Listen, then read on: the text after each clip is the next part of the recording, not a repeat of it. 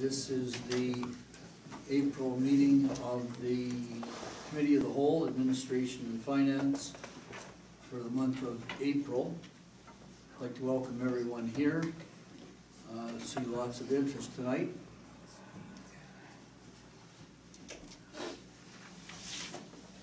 And before I go on, I just want to welcome back Mr. Bradley, who's been in the sunny south for a period of time. It don't look like it though. It's freezing. We know that he's kept up on his budget work because Deputy Clerk's been telling me that he's been hounding her for the budget packages. And also, just before we begin, Deputy Mayor Torrey Deschamps sends regrets.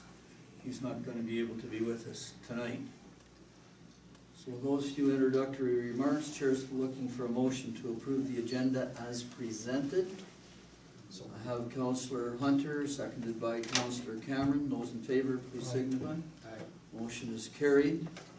And item number 3 on the agenda, turning to disclosure of pecuniary interest and the general nature thereof. Are there any disclosures here this evening? Councillor Hunter, and the item? 7D, the pre-budget approval of hot mix paving, paving contract that was submitted was from Coca Paving, and they've informed me that they intend to obtain rock from the Tackleberry quarry that's owned by myself. So. Very good. You filed your declaration with the clerk.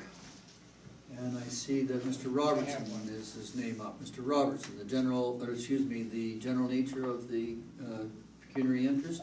I'm on the board at Grenville County Historical Society.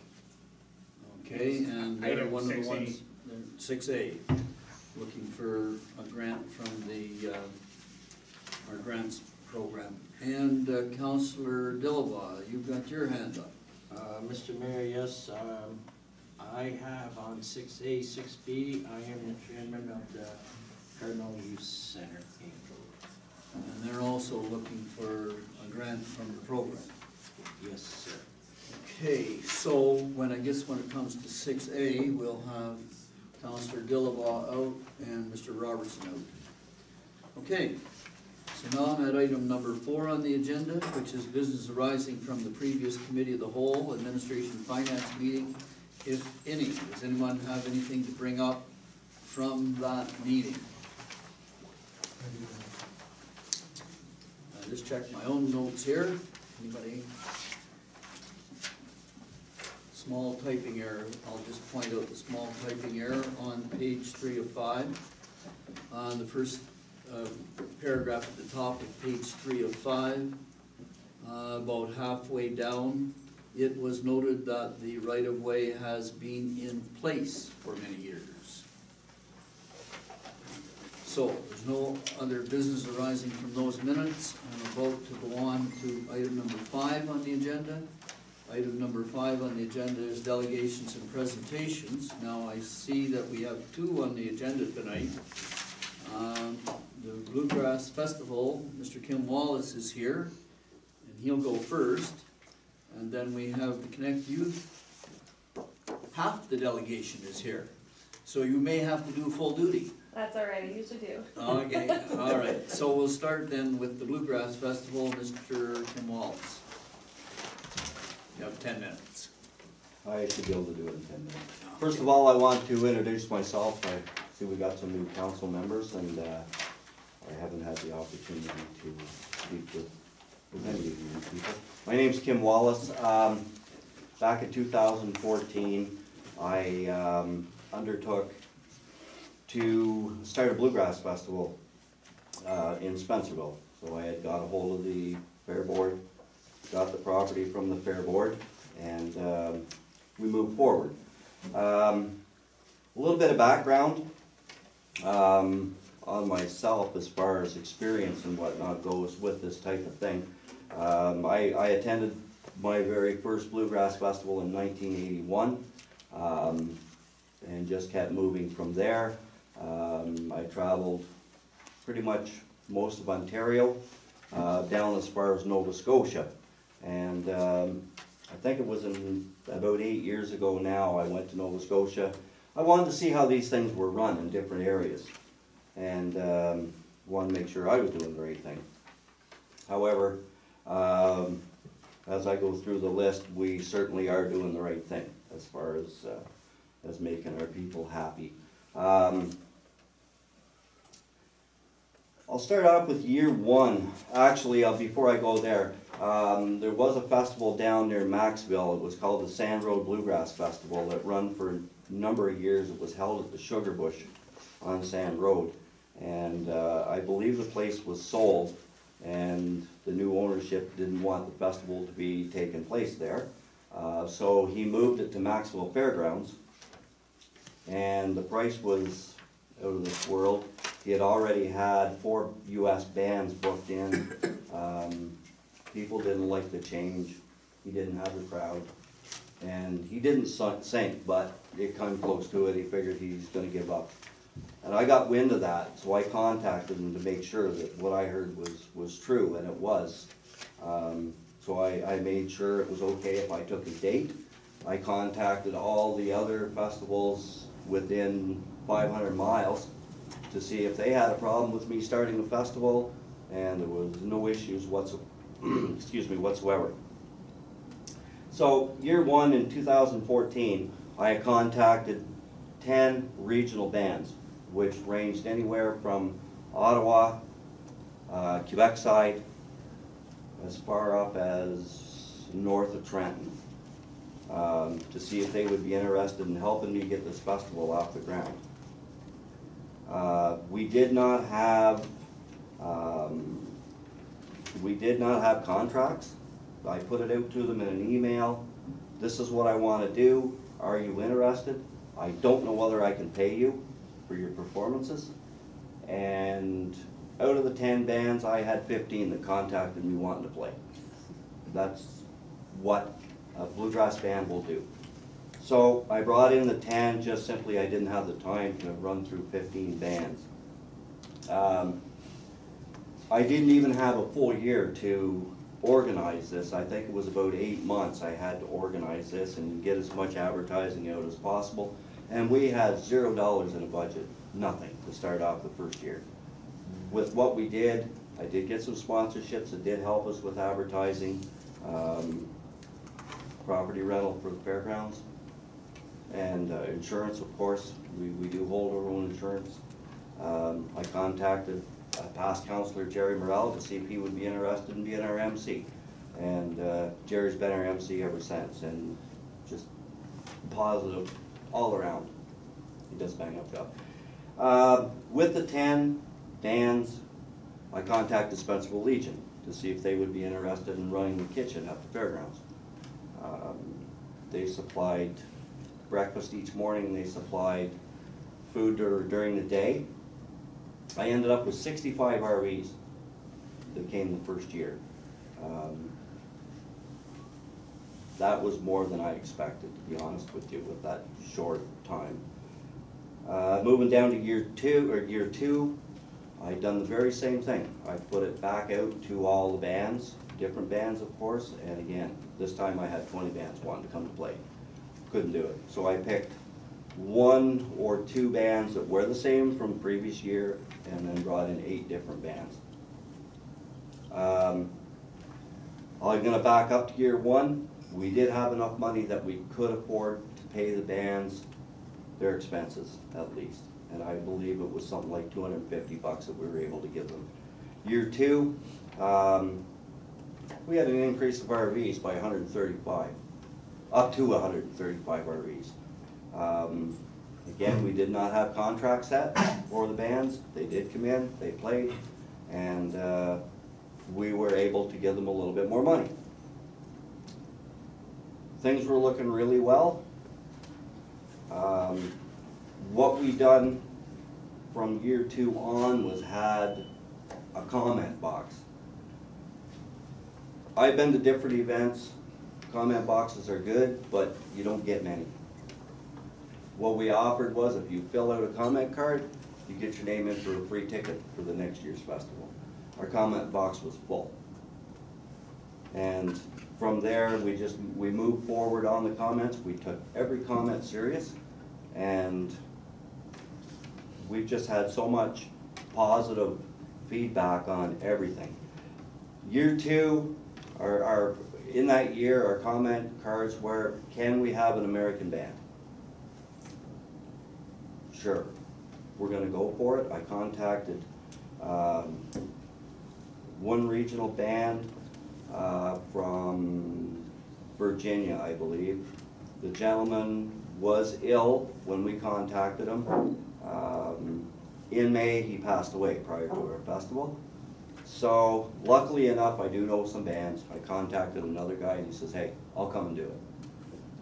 And you know, he gave us a great price on it.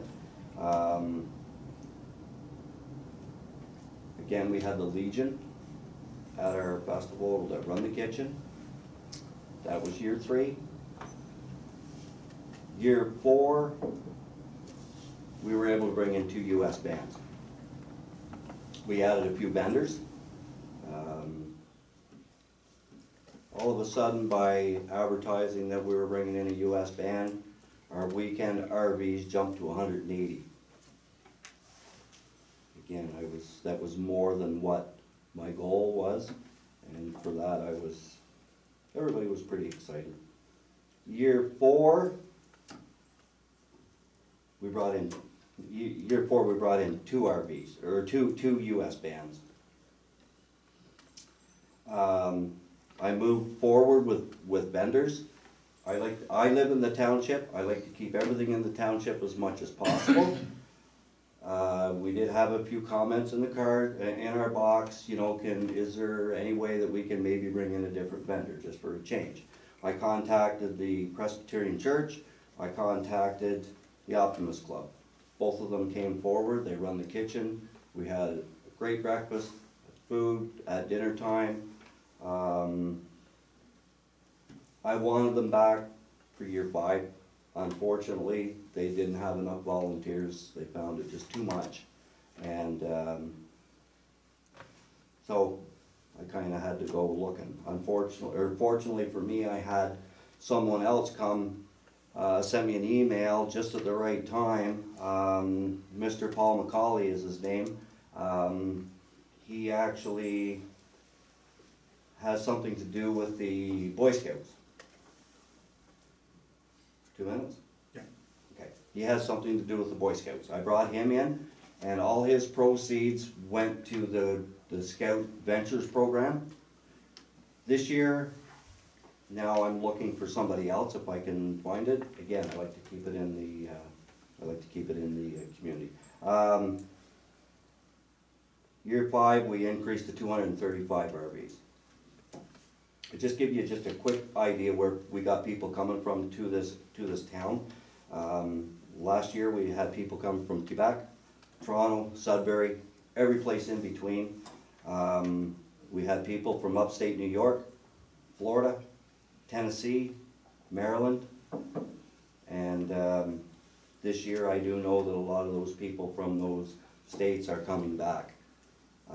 We do have 3 US bands booked this year, so I'm hoping for the best. I'm here again looking for support from the township, as you have in the past, and for that I want to thank you. And I also would like to present you with a certificate of appreciation from our No, that's very nice. wallet, to whichever. So this is a certificate of appreciation presented to Edwardsburg Cardinal, and grateful acknowledgement for your support and sponsorship of the 2018 South Grenville Bluegrass Festival. So, yeah, if you wouldn't mind, we'll get a picture. Just one other thing I meant to say.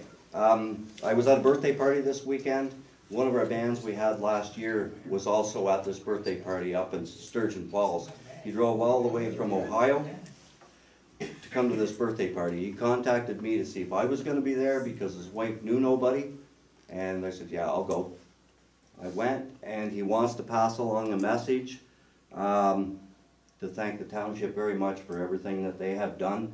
he also runs a festival, he knows how complicated it can be and the funding, and on top of that, he also wanted me to make sure that I let everybody know that he runs a bluegrass cruise out of Cape Canaveral in Florida, and my band has been invited to go play that festival in October.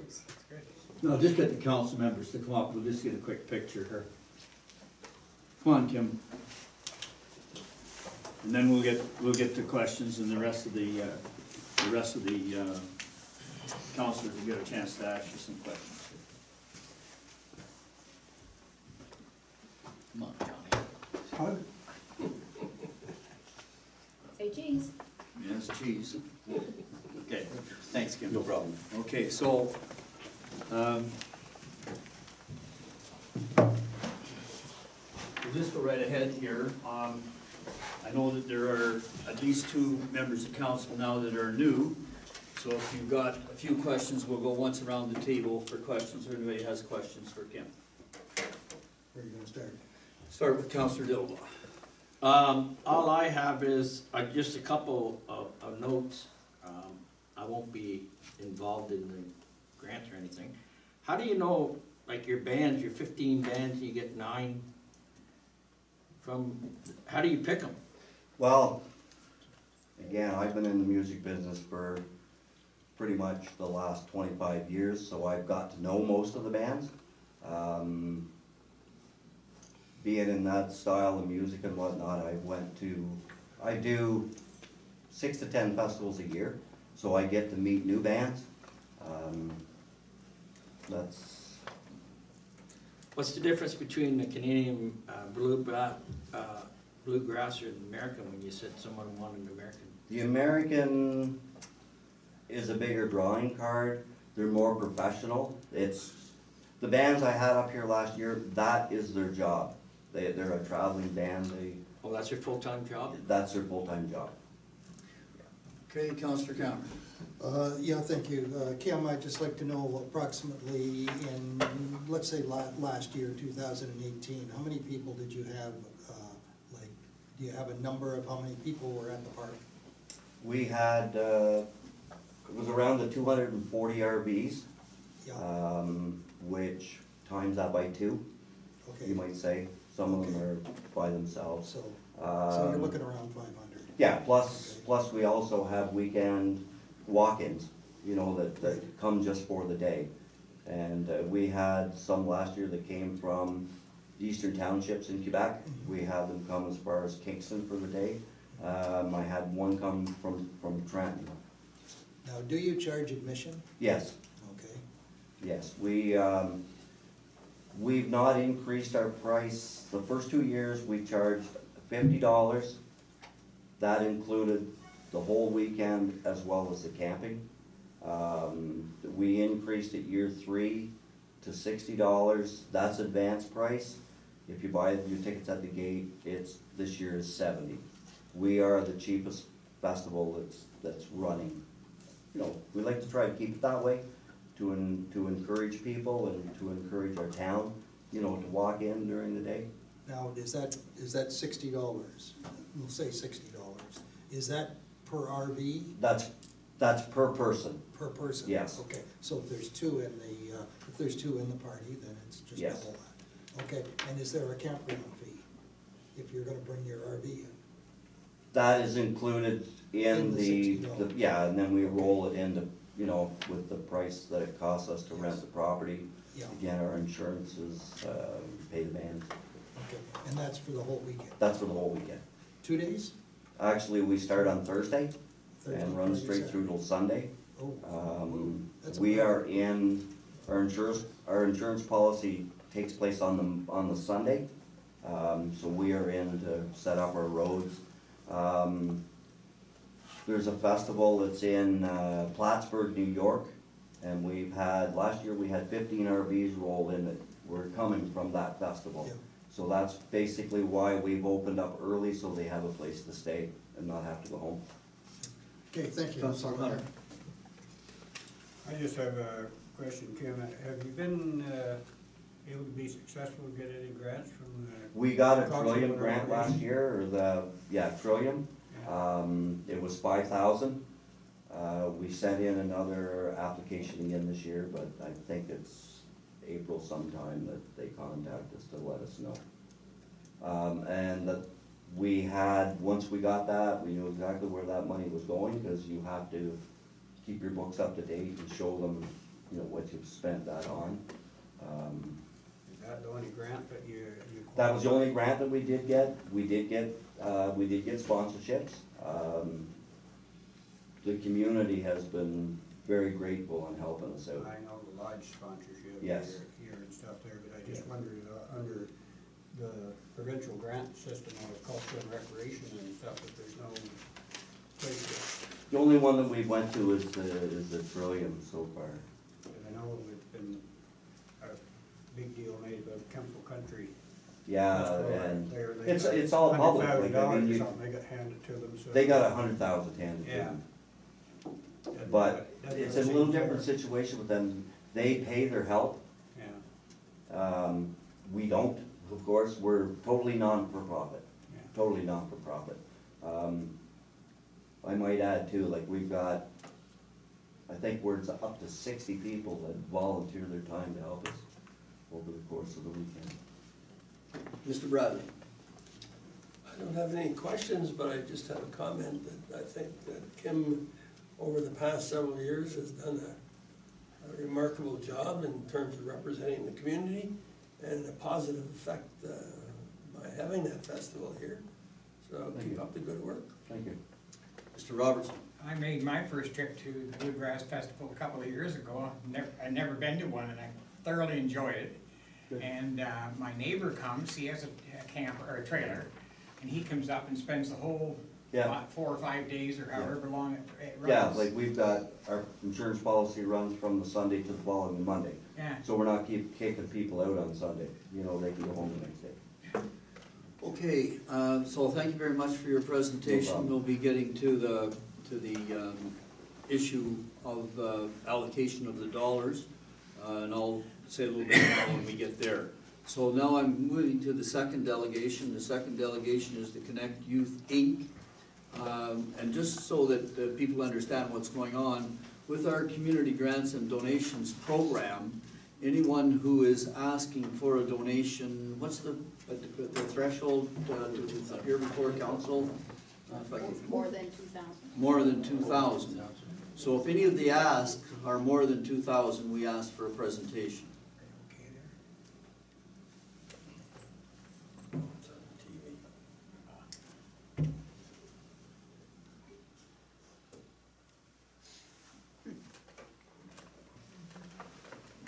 Oh, There you go.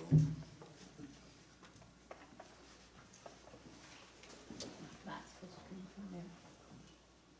Do you want me to turn it? I can face this way. I have it written in front of me here, so Okay. I feel comfortable here.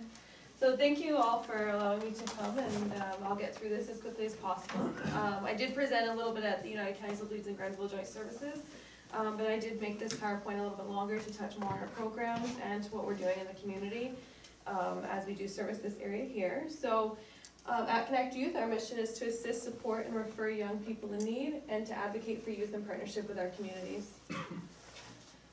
So Connect Youth was formed in 2001 after a death by suicide of a youth in the South Grenville High School. A focus group of students came about together and said, this is too much, what can we do coming forward to either prevent this or get people talking about it and support the youth around us and the people around us in our lives that we love and care for. And at that time, the main objectives were to connect youth with appropriate services and programs, to advocate for and create needed services or programs, support youth during difficult transitions, and to encourage youth to reach their full potential and become positive adults in the community. So what we do now, what we do then, we've continued on with that as we found that it has been successful in the past. So we support, assist, and refer youth to services. We advocate youth within their school and the community. We partner with lots of services and businesses, provide safe social and recreational space. We give youth a voice and empower them, and we connect them. So our mandate is for youth ages 12 to 25, living in the Leeds and Grenville area. We were servicing 14 to 21, and we realized that youth were coming to us at an earlier age, and a lot of mental health was present, and so we said, how can we service them? Our office is also located in South Grenville District High School, so the ages of 14 to 21 only allowed us to service grades 9 to 12 and further transition afterwards, but no support for grades 7 and 8. So as of this year, we have expanded our ages to accommodate the grades 7 and 8s as well, as they are absolutely in need of those services. And we found at the age of 21 that youth were still transitioning. So 21, if a youth was leaving high school and going off to college or university, they were now then leaving at 21, 22 years old, college and university, and going through another transition in their life, that they may have support from family or they may not. They may have college supports or supports that they, built up through employment or through school. But if not, who was there to support them if we just dropped the ball at 21? So we did expand to 25. So our program goals are, just as I said before, providing support to youth, and we do that through supportive interactions and environment. We have basic need items such as housing, food, clothing, personal hygiene items, connection to services. We reduce service gaps through advocacy, creation, and coordination of services, and we promote and empower youth in their communities. So I'll go through each program very quickly and just touch base. We have a core program held at South Grenville District High School, an after-school program there as well, a summer program, our youth transitional housing program, a clothing exchange program, and we hold an annual youth fair at South Grenville District High School. So our core program is held at South Grenville District High School. We're open Monday to Friday, 8 to 4. We have a daily lunch drop-in from 10:40 to 11:25, which aligns with the school lunch. During that time, we just encourage youth to come in. It's a safe place for them to come, interact with peers, and also just build relationships among people maybe they wouldn't connect with. We have roughly about 25 to 30 students in there a day, sometimes more, sometimes a little less. And they have access to food, clothing, and hygiene products, support from youth worker students and staff as well. Help with homework or school projects, and every other Tuesday we have an employment counselor from CSE Consulting come in and help with resume building, how to write a cover letter, et cetera, or some local jobs that are about. And also we do keep the room open during school, so a teacher can sometimes, they can always call up and say, I'm having a student who's struggling in class, might be too loud, or they're working individual instead of in a group and they need somewhere quiet to go. So instead of just sending them out to the Learning Commons or to the cafeteria by themselves, they can come in where there's a staff member present they can ask questions to, or talk to if they need to, if they're struggling with other things. So I just quickly threw together some numbers of our drop-in attendees at our lunch program, where they're coming from. So I just invite you to look at those. For Edwardsburg Cardinal, last year we had 30 youth use the drop-in services. This year, 2017 to 2018, we had 30, and just from September to March so far this year, we've had 33. So our numbers will go then till June, so we have a couple more months. I don't foresee, if anything, we might see a 1 or 2 different number change, but we have 33 Edwardsburg Cardinal youth accessing that service. Our King's Kitchen After School program is a free community meal held at South Grenville District High School. So many of the families, or the families who are accessing that service, their youth attend our after school program.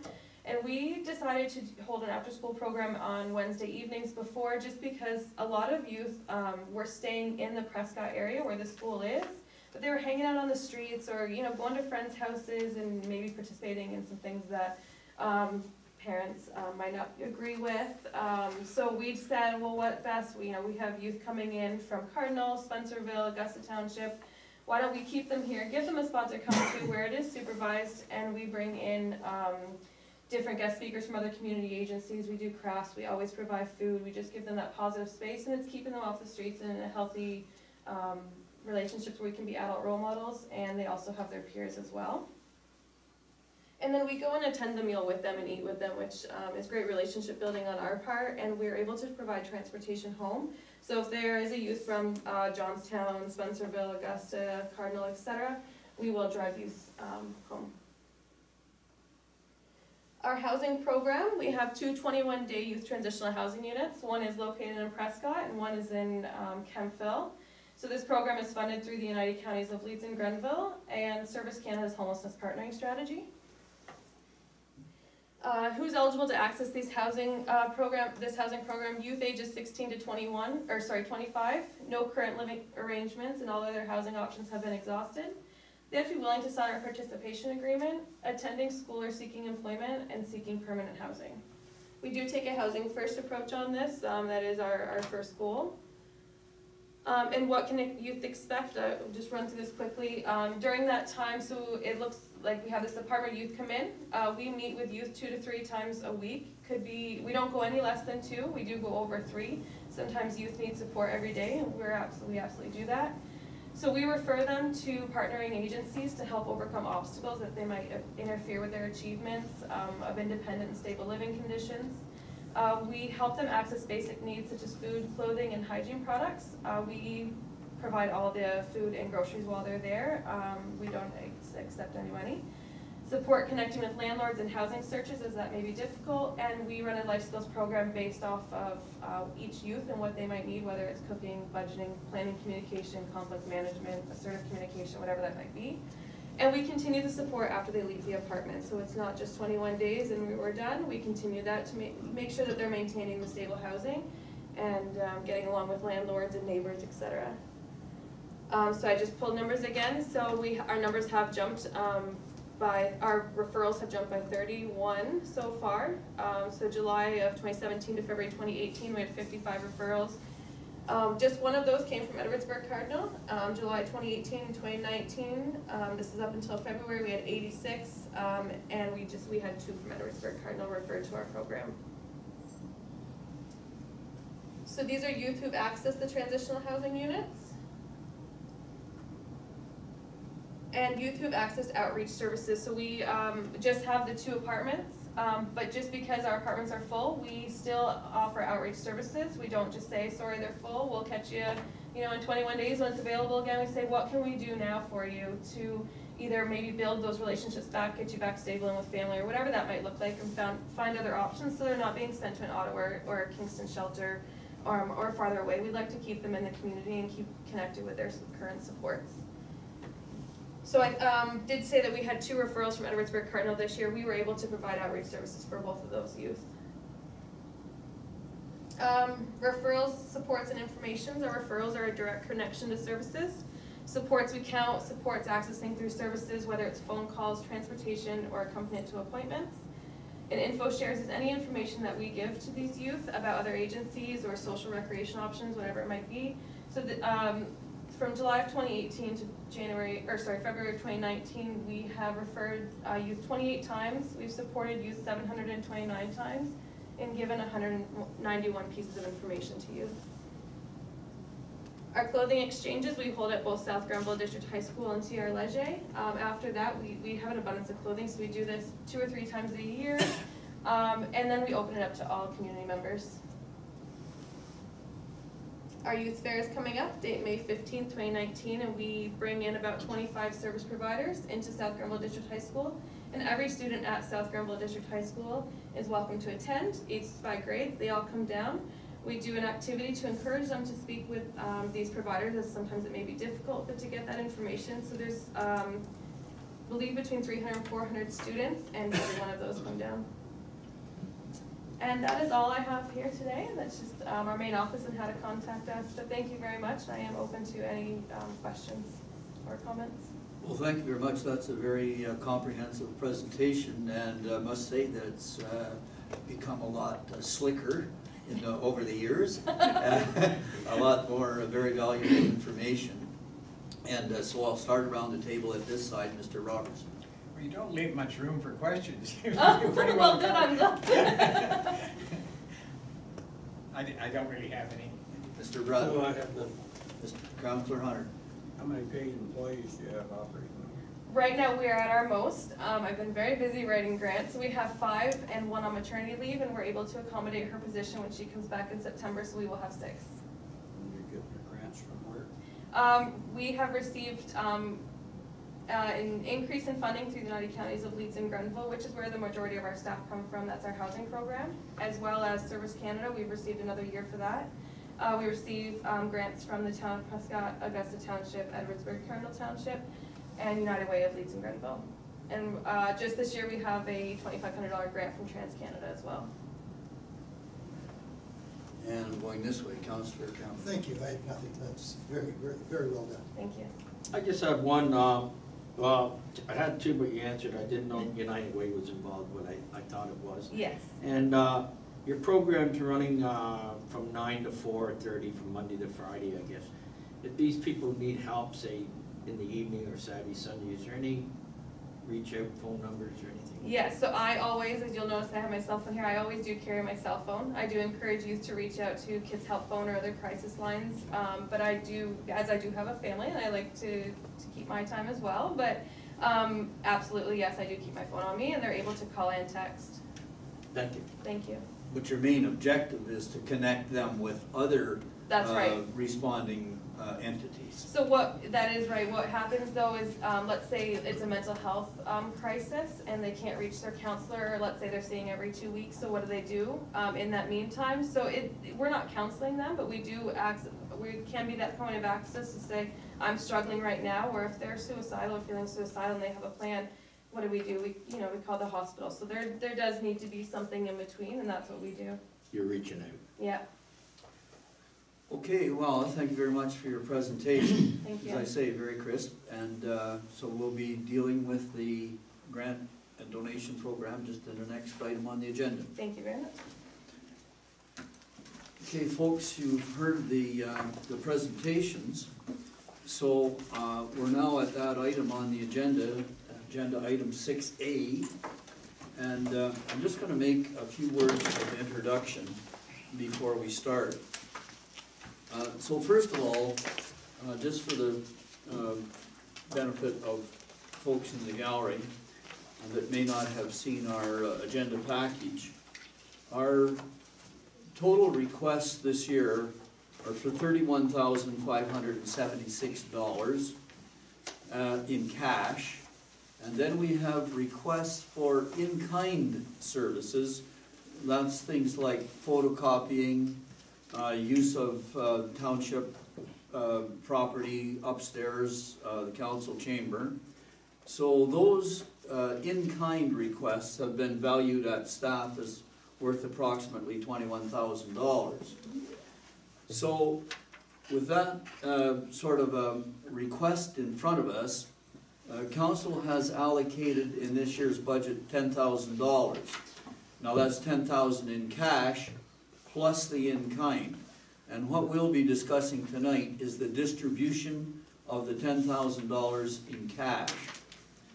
Now, I'm going to say a couple of other things here that may not be welcome to some of the folks in the audience, but with that kind of an ask before us, we've in previous years established some kind of basic criteria so that we know how to make an initial sort through of the requests. And of course, one of the things that we turn to is the youth in the area, and how can we use taxpayer dollars to best support the younger folks in the area. The second kind of criteria that we use is the request coming from an entity which operates in the township? Because in previous years we were getting applications from many entities that were not even operating in the township. And then another kind of criteria that we used was, does the entity that's making the request of us, does it have any kind of an economic impact on the township?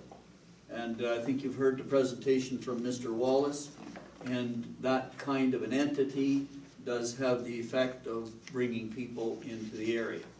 So those kinds of basic criteria help us to kind of make an initial run through of the offerings. Now, if you haven't seen the offerings, are there some extra agenda packages there, Mr. Grant? There's two. If there's anybody that doesn't have the package, they can get one from Mr. Grant. So I'm on the page that is labeled 2019 Community Grants and Donations, and it's kind of broken down into the grant and donation requested, and I see that we have 21 entities looking for a grant or a donation. And then a second column, which is the in-kind requested with the approximate value as a separate column, and we won't deal with the in-kind requests. So I'm going to go down the list one at a time, and I'm going to just point out in a cursory run-through what the requests were last year and how they were dealt with last year. And to some extent, if I can recall, the reasons for them. So I'm just going to run down quickly, and let me indicate, well I did, it's 31,000 requested. So, Spencerville English Country Dance has requested $500. Last year they requested the same amount and the allocation was 0, mainly because it's an adult group. The second request is Spencerville Mill Foundation. They requested $1,700 this year. Last year they requested $2,650 and they were granted $1,000. The Arts Scene is requesting $600. Last year they were requesting $2,000 and received $500. The Spencerville Business and Community Connections is requesting $1,626. Last year their request was $126 and they received $130, $4 more than requested. St. John's Choir last year requested $500 and received $500. They bring the Norwood Band into Cardinal. Item number 6 was the Cardinal Community Festival Committee. They're requesting $2,000. Last year they requested $2,000 and the allocation was $1,000. The South Grenville Bluegrass Festival last year requested $5 and was allocated $2. The Cardinal Youth Center last year is requesting $2,000. Last year requested $2,000 and were granted $1,200. The Connect Youth is requesting $3,000. Last year they were requesting $3,000 and were granted $1,000. Skip Ventures is not, their name is on the list, but they have an unknown cash request, so we'll skip them. Skip the Skip Ventures. 11 on the list is Spencerville Skating Club, and I think that they used to be called the Figure Skating Club, I guess it's just the Skating Club. So they're requesting $2,000. Last year they requested $2,000 and got $500. First Responders United Outreach Ministry is requesting $2. Last year they requested $2 and they got $2. Food for All Food Bank is requesting $2,000. Last year requested $1 and they were granted $1. Edwardsburg Union Loyal Orange Lodge is a new requester this year, requesting $2,000. Haven't heard from them before. The Cardinal Community Action Committee, that's a new request this year as well, requesting $1,500. South Edwardsburg Recreation Association requesting $1,250. Last year requested $1,525 and were granted $500. Spencerville and Area Stray Cats TNR Project, a new request for $2,000. The Johnstown ATV Club, again it's an adult club, we're requesting $1,500 this year. Last year requested $2,000 and they were granted 0 again because it's basically an adult pursuit. Grenville Federation of Agriculture, a new request this year, looking for in-kind support of $540. Friends of the Edwardsburg Cardinal Library, looking for in-kind support only. And then lastly, the St. Lawrence River Institute of Environmental Sciences, requesting $400. Last year requested $8 and were granted $4. So with that few introductory remarks, I'm opening the table for discussion. And who would like to start the discussion? As we work our way from a $31,000 request down to $10,000. And one more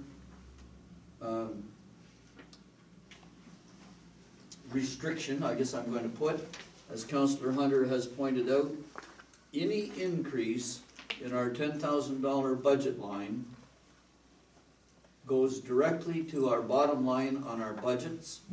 And you all know that many of us around the table are trying to get to a 0 increase in the budget. And this, any increase in this line gets us further away from that objective, and we're not there yet. So, I get a point of clarification. go ahead. I'd just like to ask staff, are we taking into consideration the in-kind dollar amount? Or are we just looking at a $10,000 max on the cash amount? To the chair, in the past, we granted in-kind with no restrictions. The in-kind requests got a little out of hand, that's why we started putting a dollar value on them, but typically, council has granted the in-kind requests plus cash to the total of 10,000. Thank you. So that's somebody else, right? Looking for direction here. Well, I think we're just, maybe the first thing we do is, look at some of the ones here that according to our criteria are basically eliminated on it, so.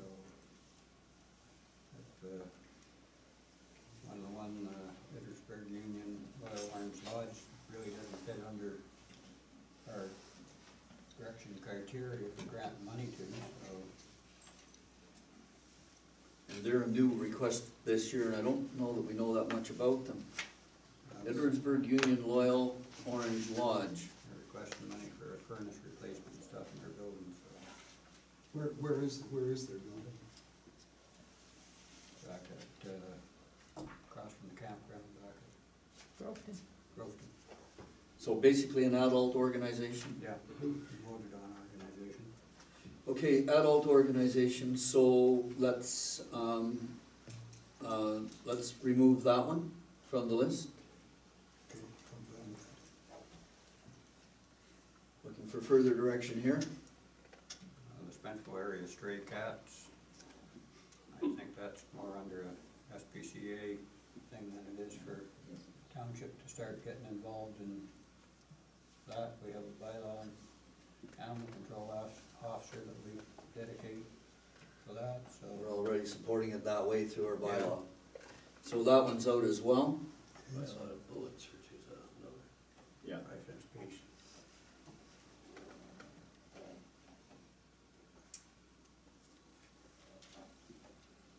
I would like to suggest that the Food for All Food Bank has matured somewhat, and that the allocation be reduced from 1,000 to 500. I agree. Which bank is that? The Food for All Food Bank, Okay. we support the food bank in other ways. 3 locations. There are 2 locations in our township. Yes. Yeah. So this would reduce their request from 2,000 to 500. I think last year we had 1,000. Yes, last year we allocated 1,000. Yeah. They have been, They've been expanding their equipment in Mesclata. yeah. Yeah. I have been informed, although by some of the volunteers that work there, that since Giant Tiger opened up the warehouse, they've been getting 4 to 5 skid loads or more of food constantly from Yeah. Giant Tiger's been supplying them. It's really helped out. Well, furthermore, one of their main workers is a previous Giant Tiger franchise owner Yeah. with good contacts in that organization, so. They've been very good to them. Yeah. I suggest we take out the Johnstown ATV Club. Johnstown ATV Club, again, an adult organization. That one's off the list. I would suggest that we grant the $400 to the St. Lawrence River Institute thing, because I think that's a very good outreach program for the kids, for all we really have to invest in, so.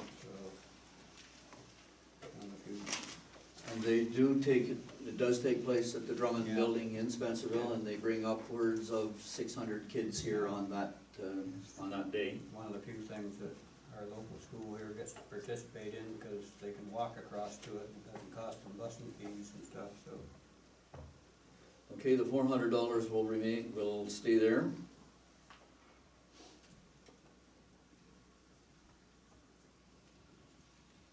I'm going to suggest that the South Edwardsburg Recreation Association, which we do support in many other ways, that request be reduced from 12,000, or excuse me, from 1,250 to 500. That's the South Edwardsburg? Yes, South Edwardsburg Recreation Association. Do I have concurrence at 500? Yes. Thank you. That's what we got last year, isn't it? Yes, it is. I would- First responders, United Outreach, I know last year it started up, I think it's a very good program, but they haven't started up, I think that, once they've got their startup costs, if we reduce that to $1,000 this year from 2,000 to, I think they're a little more mature than $1,000.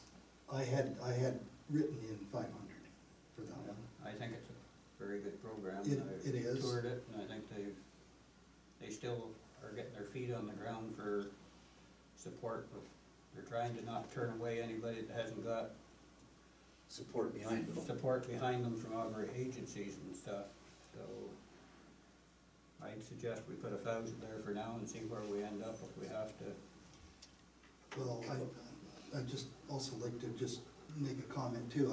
I believe we have our insurance for stuff like that. Do we not? Do we have an insurance coverage, or coverage within our insurance program that if we have a firefighter with PTSD, that we can purchase this kind of a rehabilitative program? Yes, we do, Mr. Mayor, there's a employee, it's essentially an employee assistance program, but it's specific to the firefighters. Right. So those kinds of insurance programs do exist. Well, I would be comfortable with 500 myself. Okay, well, I'm sort of leaning with you for the 500, but I'm strongly influenced, or I'm influenced by Councillor Hunter. So I'm prepared to put in 1,000 for now till we see how we do on the first round. And on the first round, if we still need additional, I'll come back to that one. I'm marking that one with an X for review. Looking for additional suggestions here.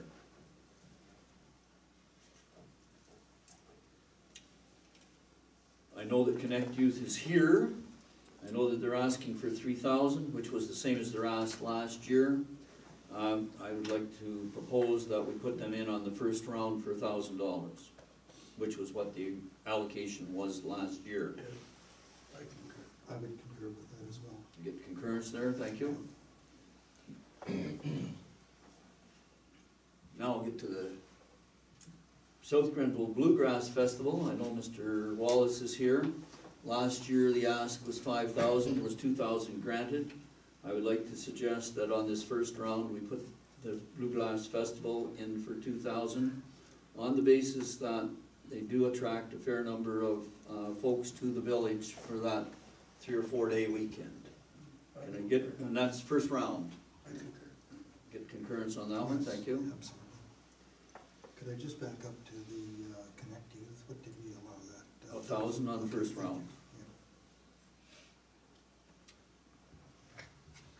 You missed in between there the Cardinal Cardinal Youth Youth. Center. Yes, I did.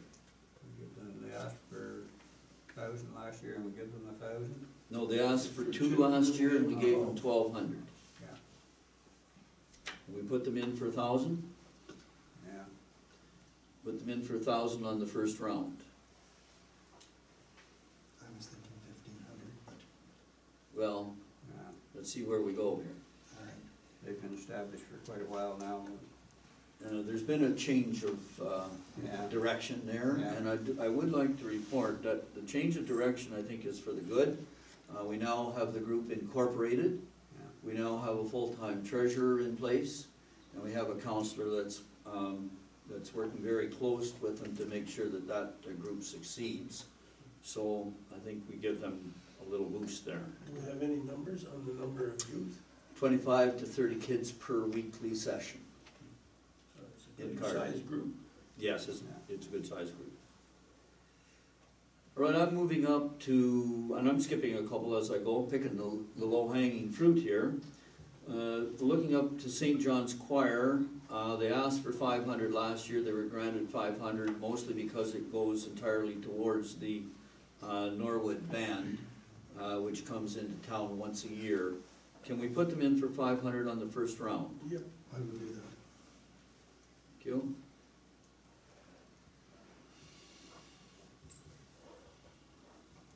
Cardinal Community Festival, Cardinal Community Festival, go ahead. I would be comfortable with $1,000 there.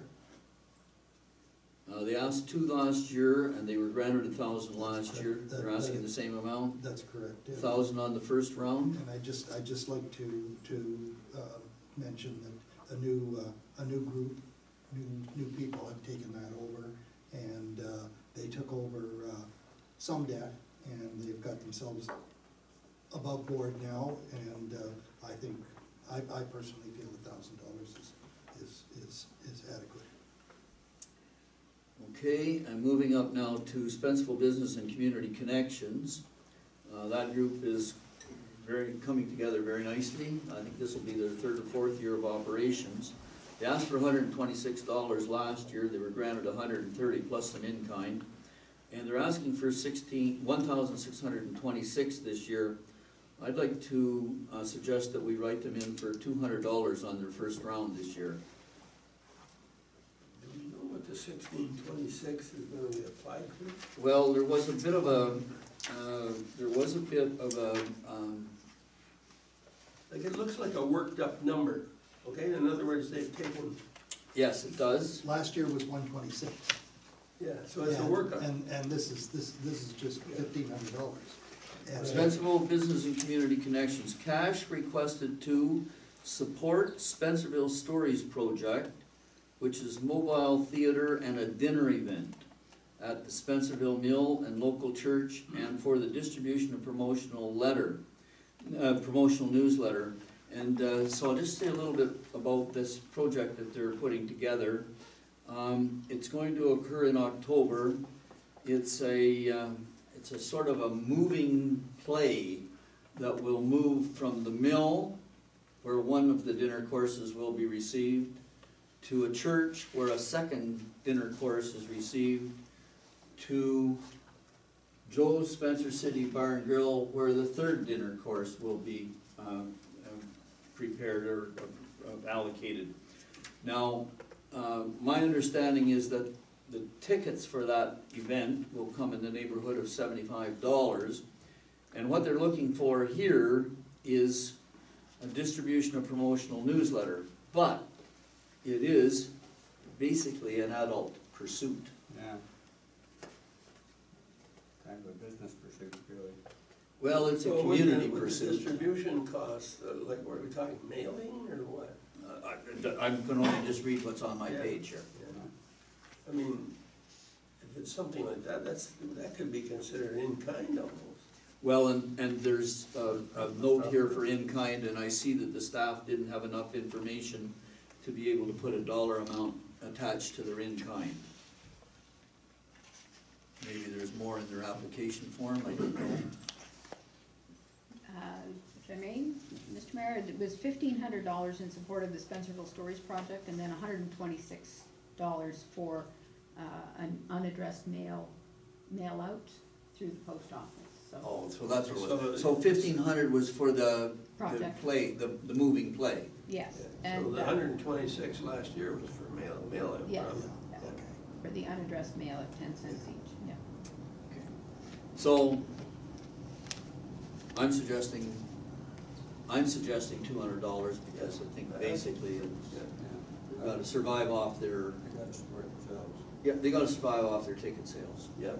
I'll concur with that. Okay, so I'm putting them in for 200 on the first round. I'm going up to Art Scene. Art Scene is, as you know, a struggling entity.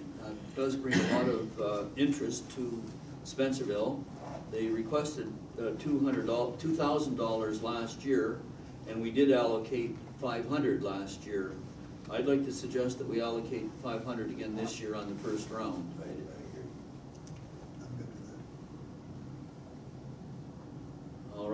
And so now I'm going to the Spencerville Mill Foundation. The Spencerville Mill Foundation is requesting $1,700. They did request last year $2,650, and they were allocated $1,000. Again, a pretty volunteer organization. They do keep the mill open, and I think you have to give them full credit for the work that they've done restoring the mill. And I think it's a worthy organization for support. Can I suggest $1,000 on that, Mr. Mayor? I concur with that. Do we get concurrence around the table for $1,000 on the first round? Thank you. And now we're up to the difficult one, because we have 3 delegations here from that organization. So here's the Spencerville English Country Dance. They requested $500 last year. The allocation was 0, mostly on the basis that it's all adults.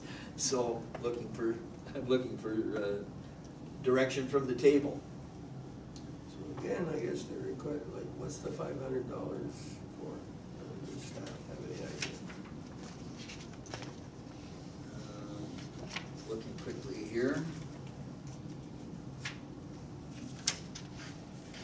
Spencerville English Country Dance Club. Cash requested to maintain competitive pricing for the Regency Ball event. And then there's some in-kind support in the amount of $2,248. I do not have According no to- problem with the in-kind, I don't know what it's for, but that can be discussed at length later. Maintain competitive pricing for the Regency Ball event. So it's a ticket sales thing. I guess to the CAO, if I may, once a year, a big ball? Yep, in May, the club uses the town hall for weekly dance practice, and then once a year in May. This goes back to the bicentennial of the Battle of 1812 is when this all started. So once a year in May, they have a ball here at the town hall, and they have a dinner, and they make use of both the chambers and the upstairs, and it's quite an event. There's lots of pictures online if you go look at the folks parading in their Regency costumes. A very formal event? Very formal event. And I understand that there is some draw from outside the area to the event. Oh, on a weekly basis, for sure. On a as well- weekly basis? As well as the event. I know that there's folks come from quite a ways away to participate in the club here. Oh, okay. May I make a suggestion? Could we just put this on hold for a moment and we'll review our numbers? Okay, so, And we'll just see where we are? okay, well, let me ask this. Have we touched all of the asks on the way up the page? Did we No, do, we what, didn't talk about the skating club. We didn't talk about the skating club. That's a youth-oriented program. did we talk about the Cardinal Community Action Committee? Okay, so first of all, let's go to the Spencerville Skating Club. 2,000 asked last year, 500 granted. Can we put in 500 as first round? Yeah. Yes. All right, so we'll put in 500 there. We did miss it on the way up. What else did we miss on the way up? I haven't got anything written in for the Cardinal Community Action Committee, the new, Oh, yes. the new committee. I haven't got anything in there.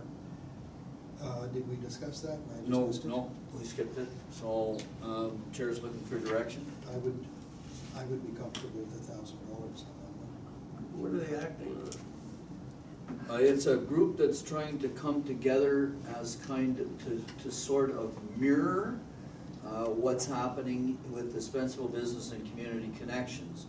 And also a mirror, if I can put it that way, with the South Edwardsburg Recreation Association, who are the kind of the V, if I can put it that way, are the movers and the people that represent Johnstown.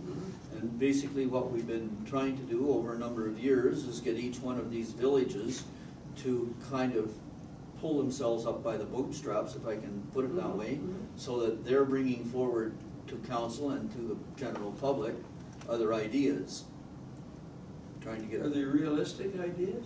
Well. They want a bank or something? Well, I think the best example comes with the Spencerville Business and Community Connections and their little work on this park down by the river here. And that was their idea.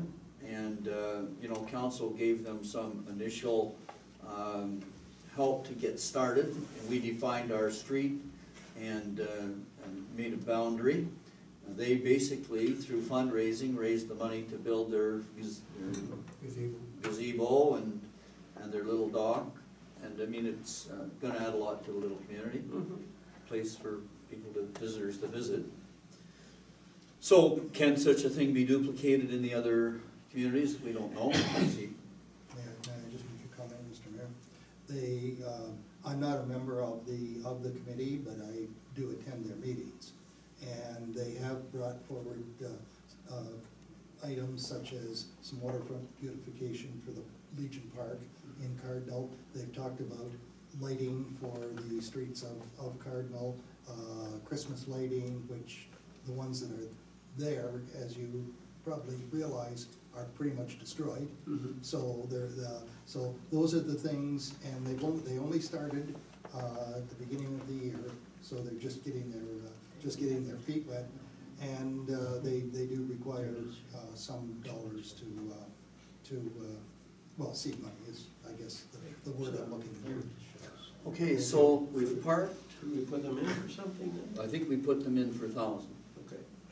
Okay, so. I'm not really comfortable putting in 1,000, we're going to give other community associations 200 and 500, I think 500 would be Oh, the okay. appropriate number.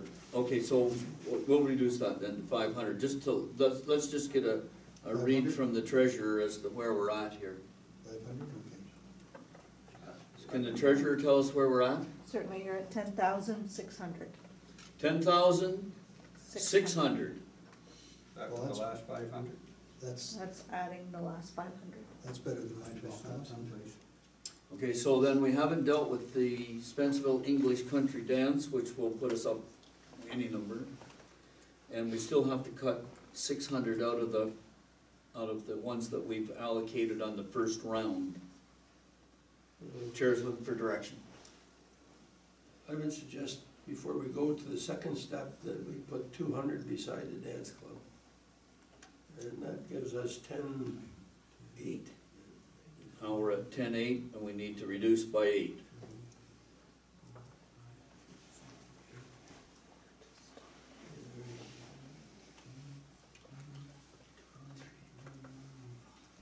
Well, we've got 5 at 1,000. 1, 2, 3, 1 4, at 2,000. 5.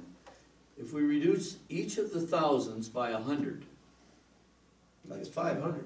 eh? We get 500. Okay, so would everybody agree to reduce each of the 1,000s by $100? Yeah. All right, so we'll change each of those to 900.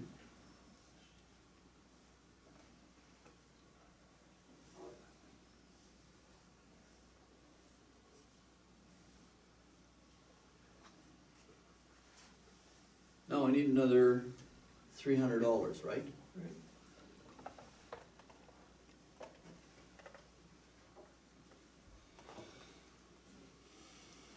Chair's looking for help.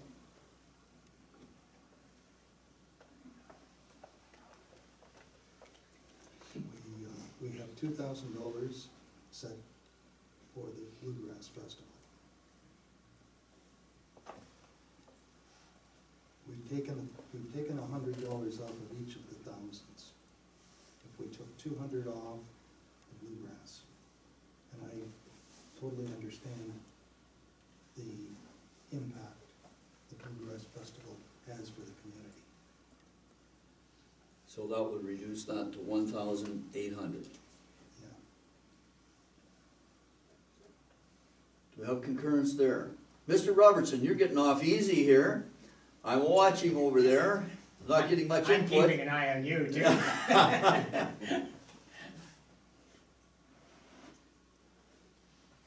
Is there concurrence at 1,800 for the Bluegrass Festival? Sure. Tough decisions. So that, then, I still think that's one of the most important ones we got in this list, as I far do, as I think bringing it like generates. money into the community. We don't know how much of the peripheral We gotta look at. impact it has on businesses around here. I mean, people who are bringing their RVs in are gonna have to go and buy, gas and food and whatever. There's just no question, I mean, There's a spin-off. I hear it every single Yeah. time I'm in the stores And it's, So, I think that's. and the restaurants. I think that's kind of a critical factor here. Okay, so, plus the, We plus can the leave it. fact that you're really, in a sense, you're supporting two organizations, because they're renting the land from the Spencerville Fair. And that's a big income for the Spencerville Fair off the money that they're paying it too, so. okay, so they survived, it's at 2,000, I still need Okay. $300. Plus the Well, fact that. well, if we look at last year, we spent 16,984, is that correct? No, just a minute, total 16,984? Well, I think last year was granted, requested versus granted. Yeah. Yes, but now last year, we put 10,000 in the budget and then overran it at this It was an meeting. intentional overrun. It was an intentional overrun, yes. So This year, we're a little bit tougher. This year with we're our gonna be budgeting. tougher, but we're tougher at the point where we still haven't sorted out our total budget. In the sense that we're several thousand, we gotta mine out several thousand more. So why don't we just take the 200 and mine out several thousand plus 200 more? Oh, and in other words, let this go to 10,003? Yeah. Take the 300 out of Deborah's operation. Everybody agree to that? You are brave. Have we reviewed the first responders of the United Church yet? Yes, we did. First responders at the United Church went from 1,000 on the first round to 900.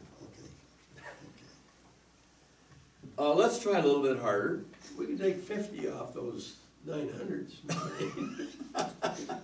It's a whittling job.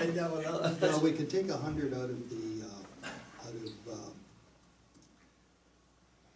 the St. John's Choir. What about 100 out of the St. John's Choir? Am I getting concurrence on that? I have concerns in the first place with the 500, because it is a separate church organization that you're supporting, it's not a community organization, so. Okay, so, let's reduce that one on this round. St. John's Choir to 500. Or just excuse me, to 400. All right, now I need 10,200. I need two more $100 reductions.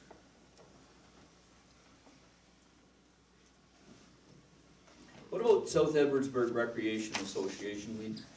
We provide a lot of support at the hall. They do have a certain amount of fundraising activity. Hate to do it, but I could knock 100 out of there. 100 out of there? Yeah, because they run dinners and all kinds of things that adults support. Okay, do I have concurrence that that goes to 400? Looking for concurrence. Not getting any help here, folks. I think we're spending a lot of time working awful hard to get to a 0% budget that I don't agree with in the first place. Oh. We have a 2% cost of living increase every year, so.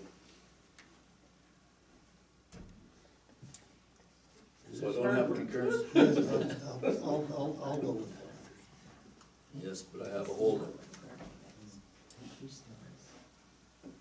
Okay, I'm at 10-2. I'm at 10-2.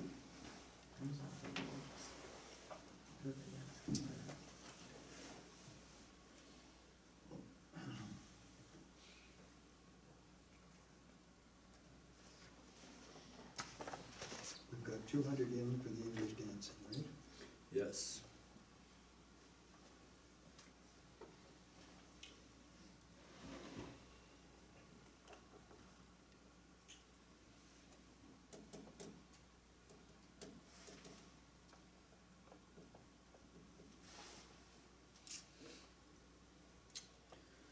Well, let's, We've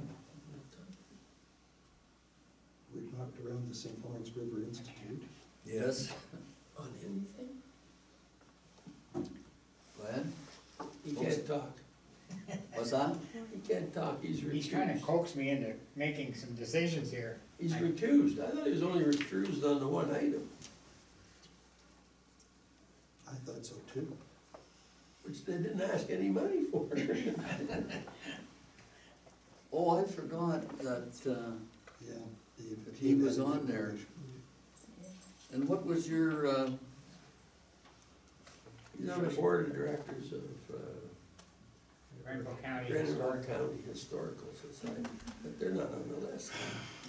Yes, they are. No, they're not. Where are They were on Are they last year. not? they were last year, but they're not They this were year. on this year.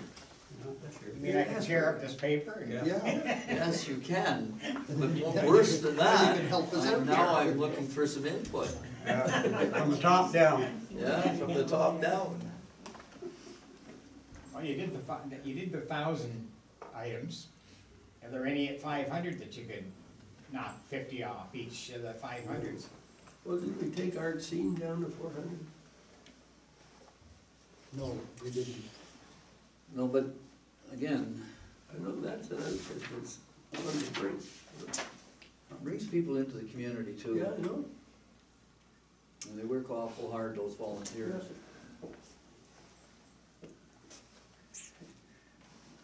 And I can't buy any more paintings, I've been warned. Run out of wall space, I run out of wall space. half built an art gallery.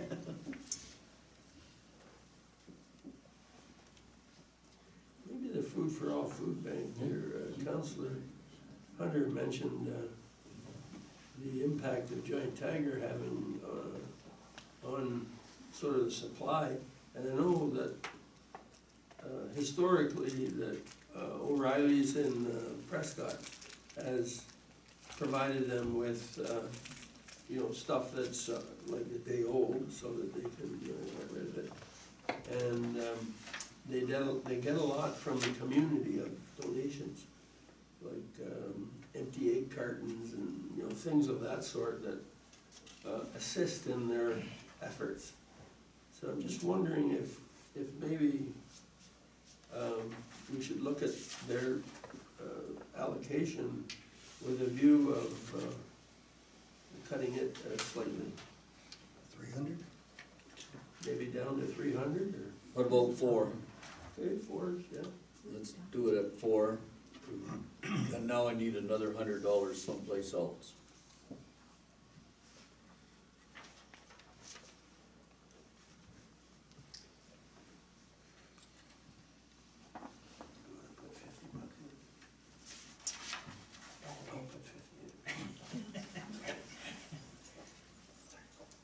Maybe this is gonna get real. What's your suggestion? I asked him if he wanted to put $50 in, I I'll want to put throw 50 50 bucks in. Oh! I'll match you. Yeah. Seriously. Have you addressed all There's the a lot ones, of that- other good organizations. have you addressed all the ones that you Yeah. said you were gonna come back to? Yes, uh-huh. Let's go down the page one last time, just to make sure our numbers are all congruent. I know that the treasurer is watching us very carefully, so we'll be comparing notes with the treasurer. So I'm gonna go down the page. Spencerville English Country Dance, 200. Yes, Spencerville Mill Foundation, 900. yes. Art Scene, 500.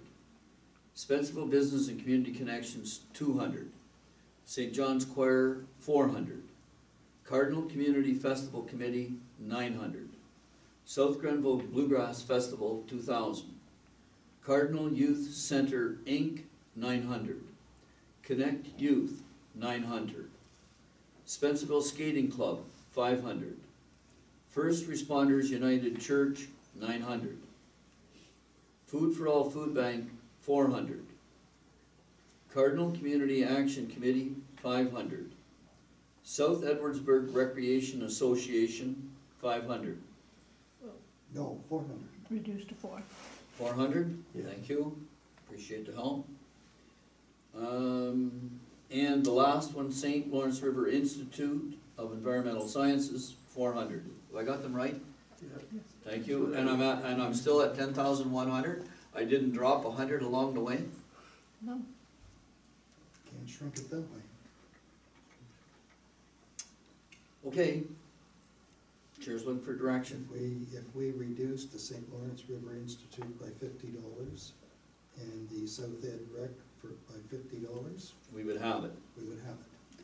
Do we have concurrence there?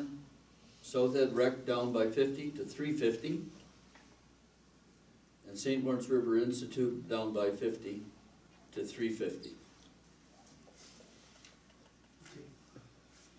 Do you have concurrence? I concur. Okay. So to the treasurer, we're at 10. Thank you very much. Okay, so I'm on to the next item on the agenda. Oh, well, this is a different kind of problem, isn't it? This is item number 6B on the agenda, which is the Ministry of Municipal Affairs and Housing municipal funding allocation. Now, the folks that are in the gallery are gonna really wonder what's happening here tonight. But let me introduce this item by saying that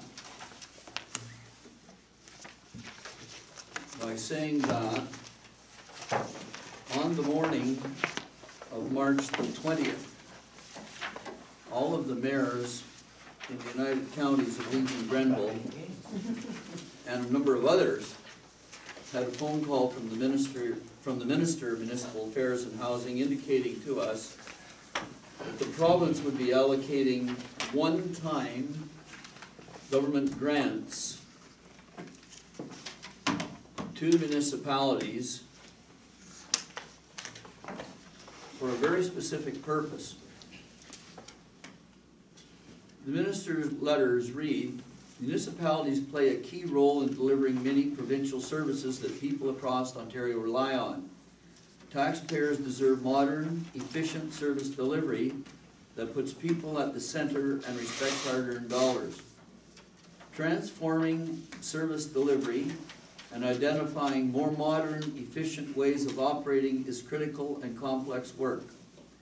As Minister of Municipal Affairs and Housing, I recognize that many of Ontario's small and rural municipalities may have limited capacity to plan and manage transformation, depending on the resources they have available and how far they have moved on their own modernization agendas.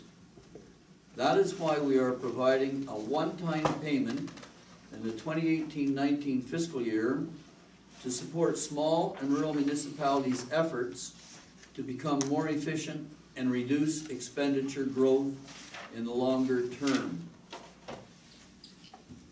To ensure that this investment is targeted to where it is needed most, municipal allocations are based on a formula which takes into consideration the number of households in a municipality and whether it is urban or rural.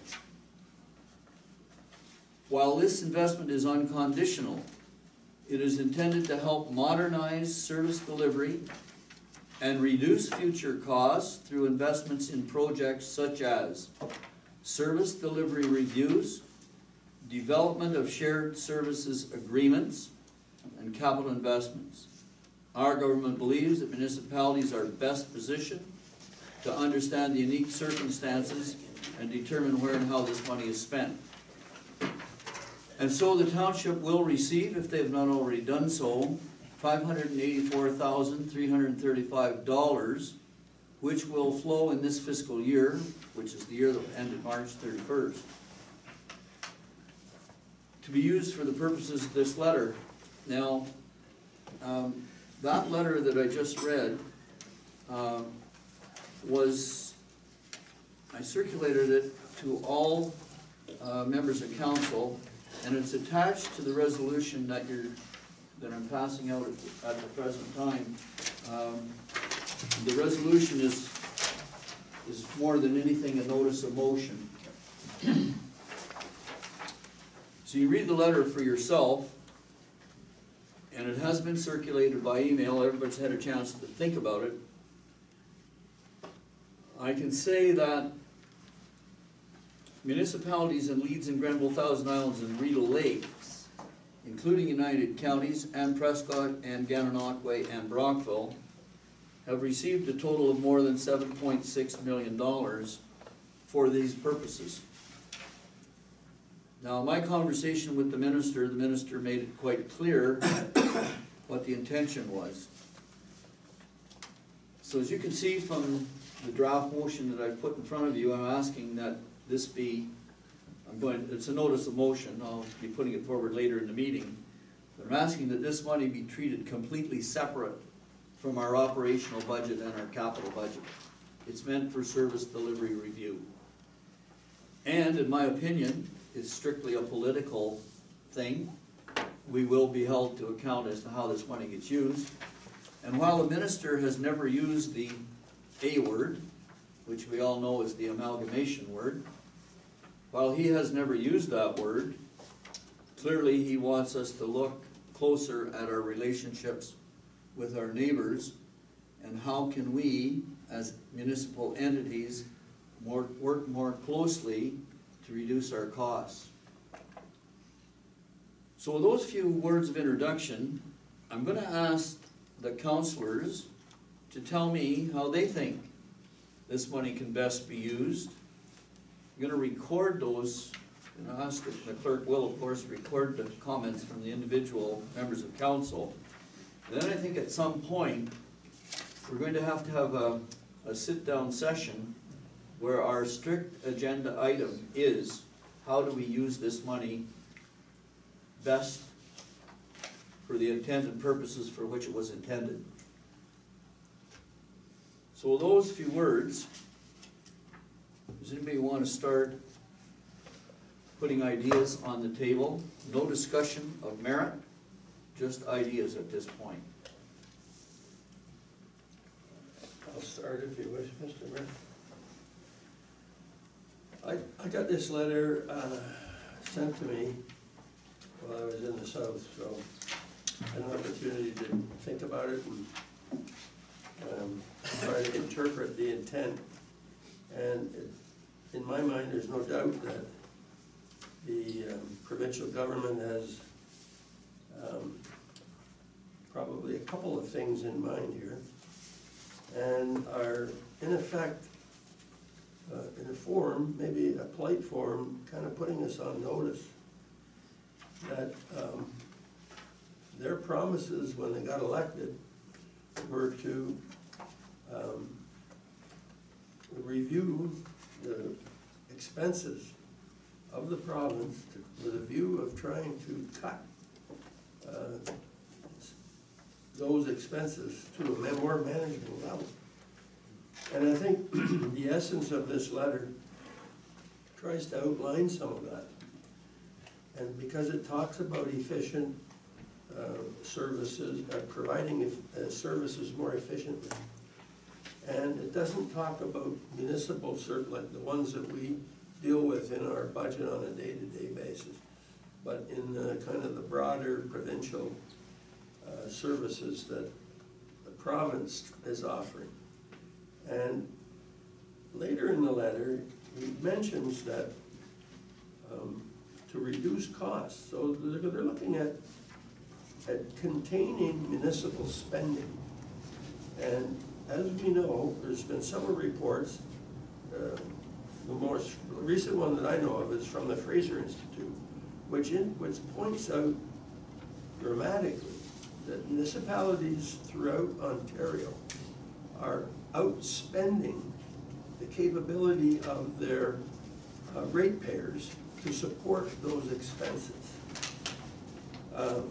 So I think one of the warnings here is that the government is pressing hard on control of expenses, and that grants, etc., that we get and have got traditionally we may feel some pressure in reductions from that side. But also, at the last paragraph on the first page. Now, are you looking at the letter of March the 20th? Yes. At the last paragraph on the first page, the idea is to help modernize service delivery, reduce future costs through investments in projects such as service delivery reviews. That's nuances of how and what and when we do it. Development of shared services, service agreements, and capital investments. So what comes to mind? Well, when I got thinking about this, I thought, well, we're a subset of a big county called Leeds and Grenville. Why wouldn't we kind of look for opportunities of partnership with Leeds and Grenville and things like, we talked a couple of meetings ago about some of the capital expenses that we were looking at in their budget. A new snowplow truck and excavator and things of that sort. If we have to go out to tender, why wouldn't we find some way in which we can work with the United Counties tendering process, which they do annually for things like spraying roadside, gravel treatments, that kind of thing, road improvements and so on. There may be some potential advantage to us to consider looking at that. So those, I think, are the kinds of issues that the minister is trying to bring forward. It's not the idea that, oh, we're gonna give you $584,000 and you can go out and pave the other part of Pittston Road that you wanna pave. That's not the intent, in my opinion. So I yield. So greater use of United Counties engineering services?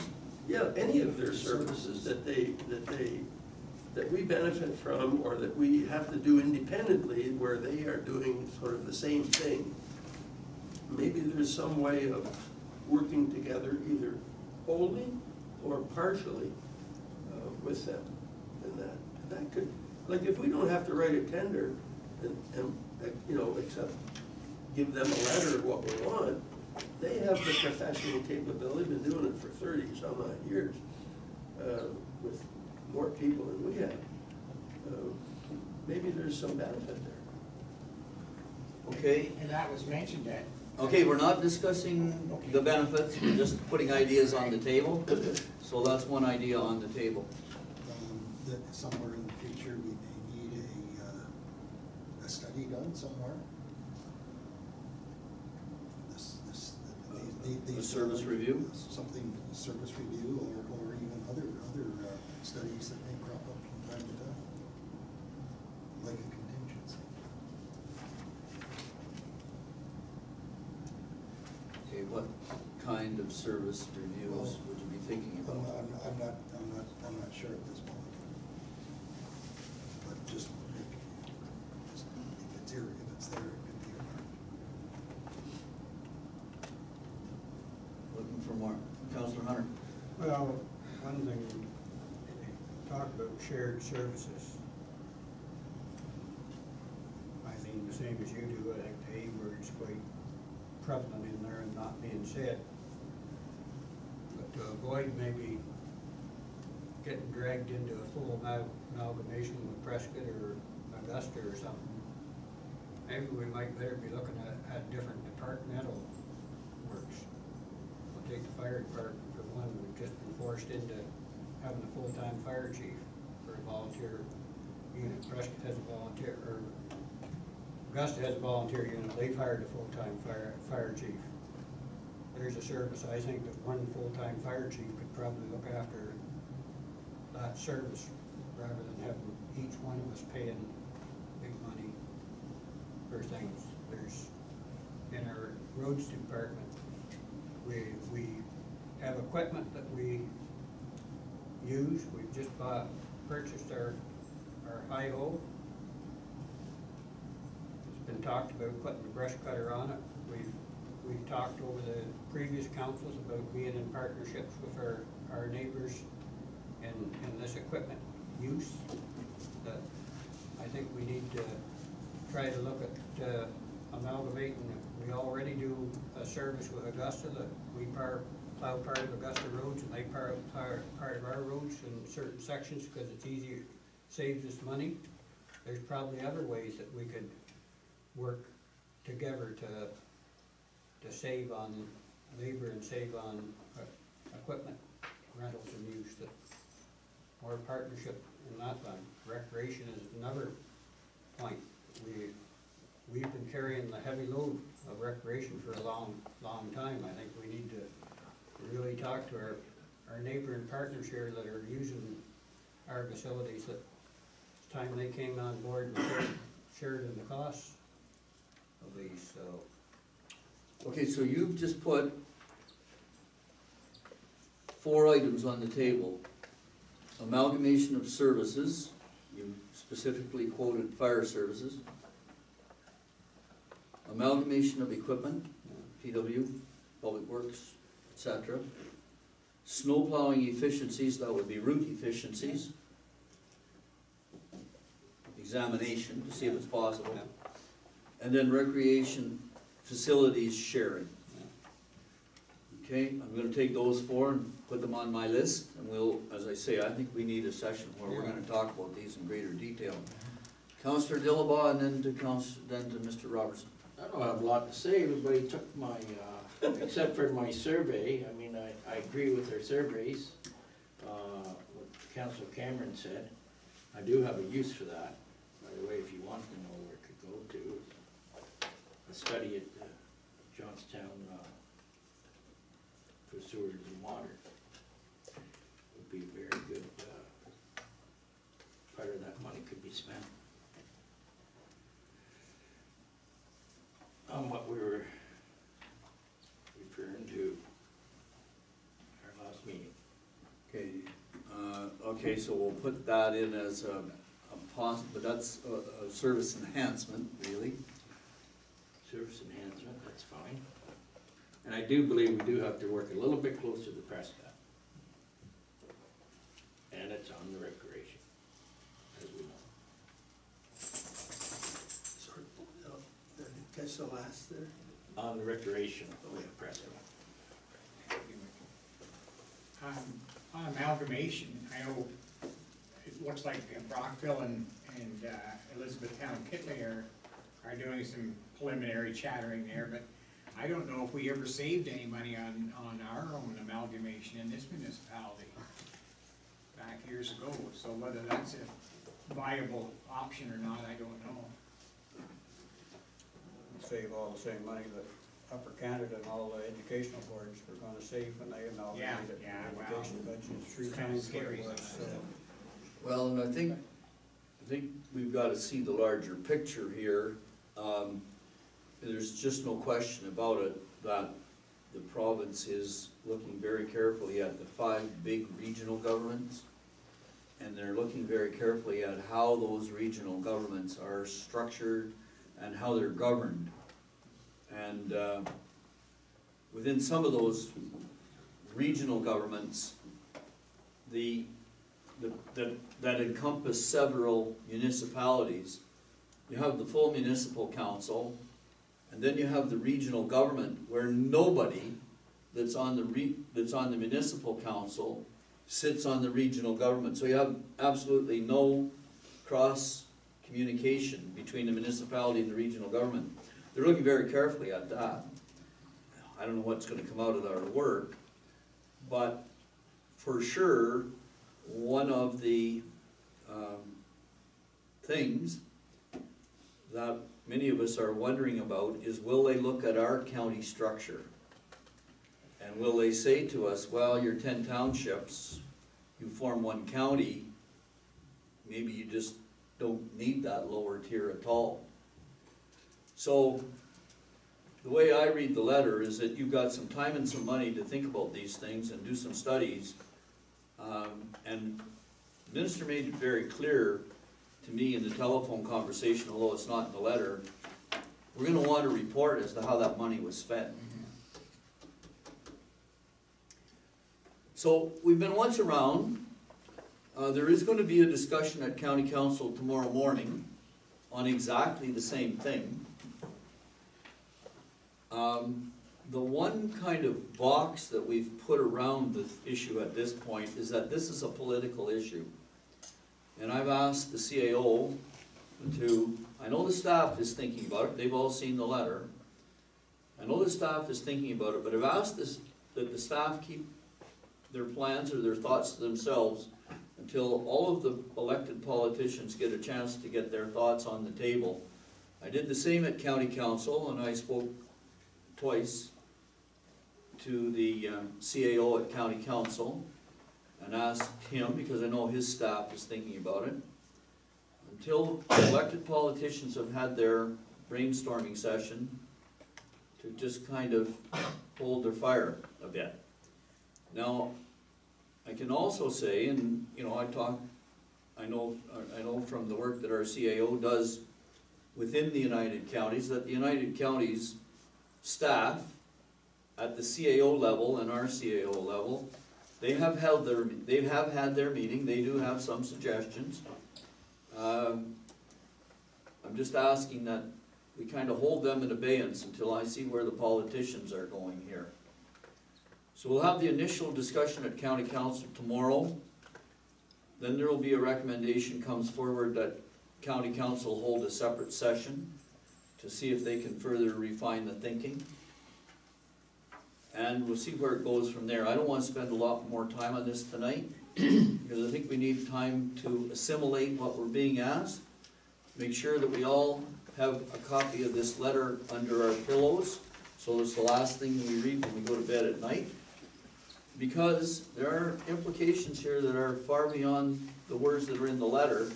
And the way I look at it, there's more being said between the lines of this letter than on the page. So, for those few, and we've been around once, I think I'm going to end the discussion on that item. I'll allow 20 minutes.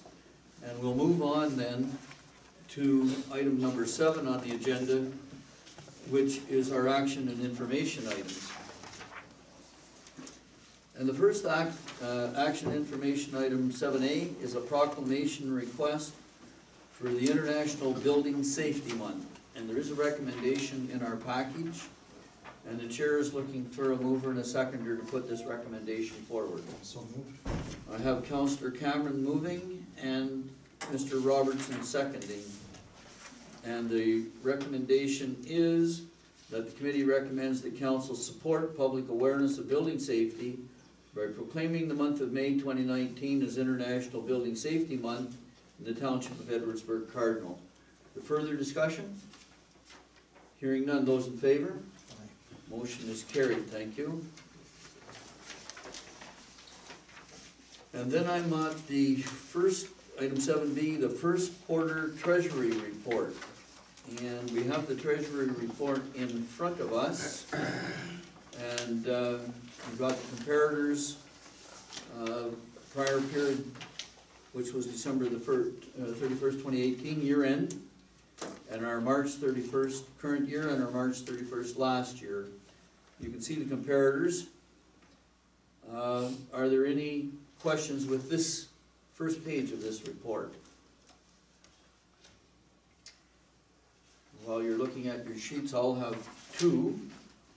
Can you tell me, to the treasurer if I may, on the planning and drainage accounts, the liabilities section, the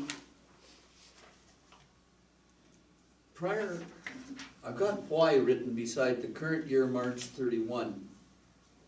It seems to be very close to December the 31st, but just down $300 or $400. But up considerably from March last year. Can you just refresh my memory as to what that might be? Did we take on more liability there? Through the chair, yes. In terms of drainage, we've taken on more liability with respect to the County Road 2 petition, as well as the SAO drain maintenance, are the two main contributors to that increase. The County Road 2 petition Yes. and the SAO drain, okay. Right. No relation to this guy? No. Okay, that was the first question. So we have taken on more there.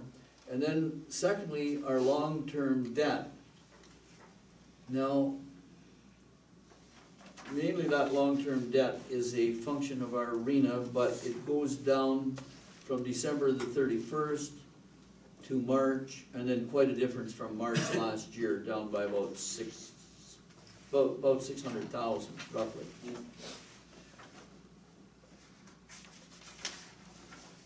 So any questions Are there any other questions on that page before I turn the page? Okay, so turning the page now to the analysis of our long-term debt. So before I start this page, we have two loans that are payable to ourselves that don't appear on this page. Can you tell me what state they're at? Sorry, through the chair, I wasn't prepared for that question. I did provide a schedule of repayment to committee at the last budget meeting. So there is, in your last budget package, there is a repayment schedule of internal debt. Okay, and am I right, there's just the two, the roads program from 2017? The gravel to surface in 2017 and the LED, which started in 2015. LED, Yeah, streetlight refinancing, it was 2015, correct. and that was in our last budget package? Yeah. It was. Yeah, there was a page in there. Oh, okay. I think it's 2/100,000. If you wanna see it, I have it here, yeah. No, I've got it here, if you can just give me a page reference. And I get mixed up. That's package number 6? Yes, correct. Yeah. It's part of item A in that agenda, Which is it, yeah? part of item A. Is it 7A? Budget to date with reserve schedule and updated capital? Yes, should be part of that package.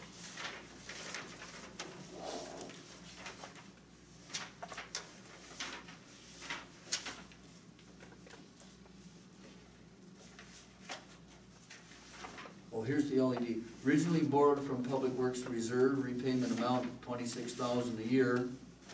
So in this year, we're going to be repaying 38,450, is that correct? That is correct.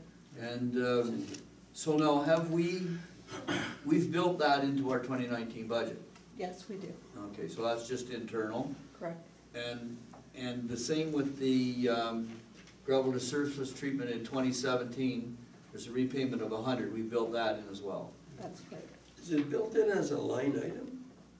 In each case, yes, we have a specific line item for the LED. On the final budget package, there'll be a specific line item. Yes, yes, there is a specific line item for Transfer both from those. reserve. Yeah. One is a transfer to reserves, one is labeled LED Yeah. repayment. Yeah, great. Okay, is there any other questions with these? I guess the only other thing I note is that the low lift station, even though the balance owing at March 31st is shown as 0, but it actually, they still owe March, April, and May, do they not?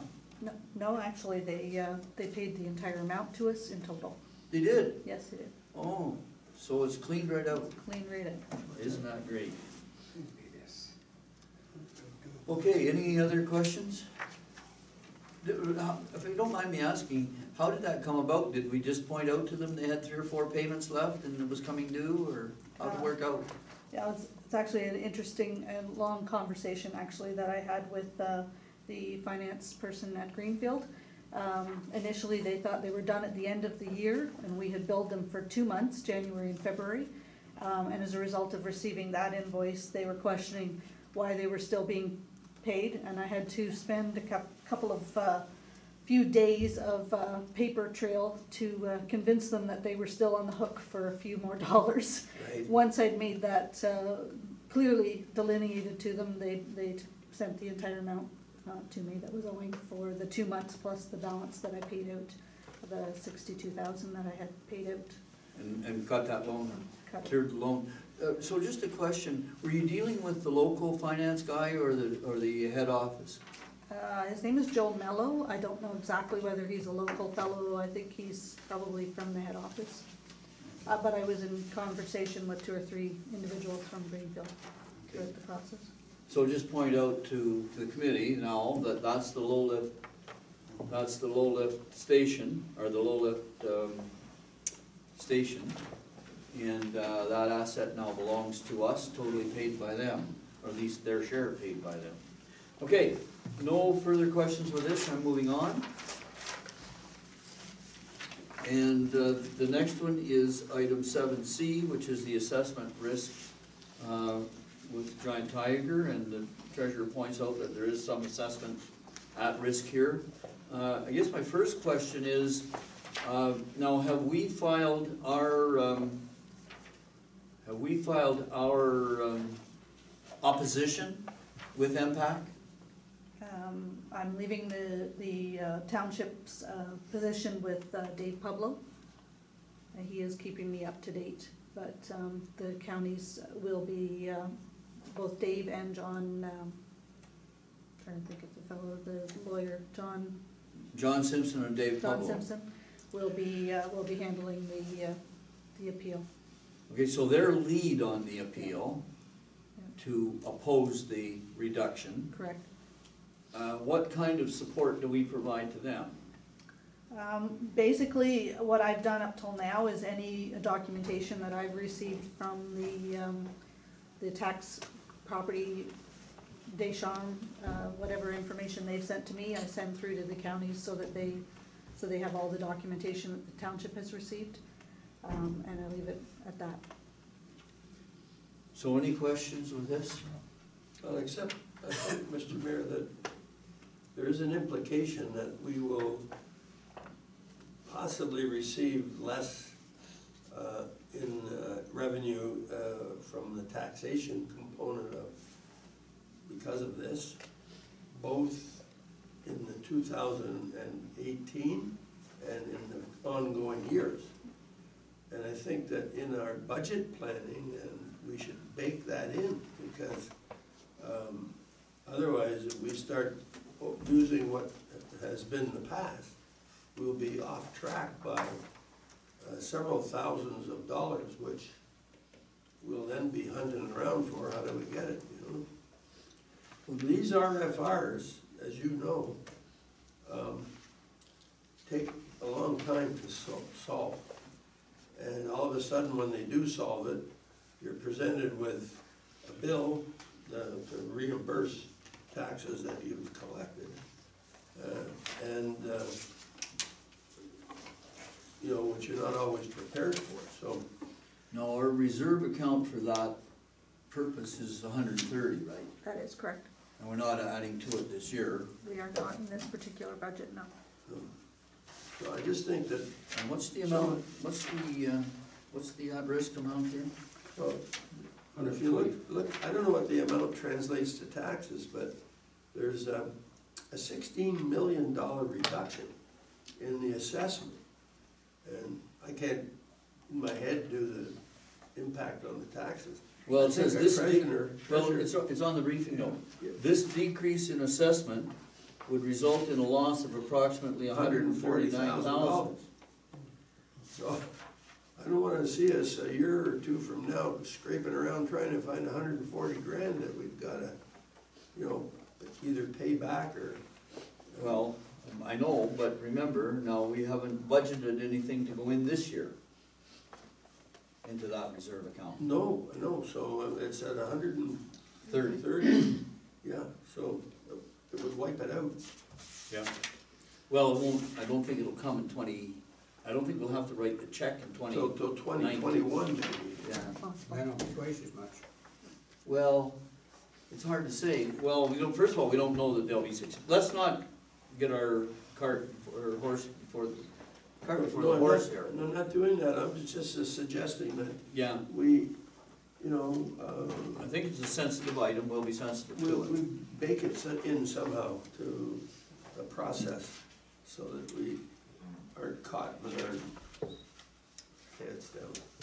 Okay, are there any other questions with this briefing note? Yes? Just comment along with Jack on that, like, this is a huge amount of money against our budget that we're talking here. That's 6%. About in your budget there. And having sat through quite a few of these on council with Greenfield and with B&M and Ingredient, I don't think we've ever won of them. We've lost every one of them, so once they go, they don't generally apply for these unless they've got pretty solid grounds that they know they're gonna win, so at the very least, we got it cut by a few dollars, but I think we gotta be very prudent here. We keep talking about this 0% tax increase and we're talking about this money that we're spending that we haven't got. We're just anticipating we're gonna get it. And 2 years down the road, if you have to go to your taxpayers and say, we owe $250,000 to Giant Tiger, your taxes have to go up 8%, they're not gonna be very happy.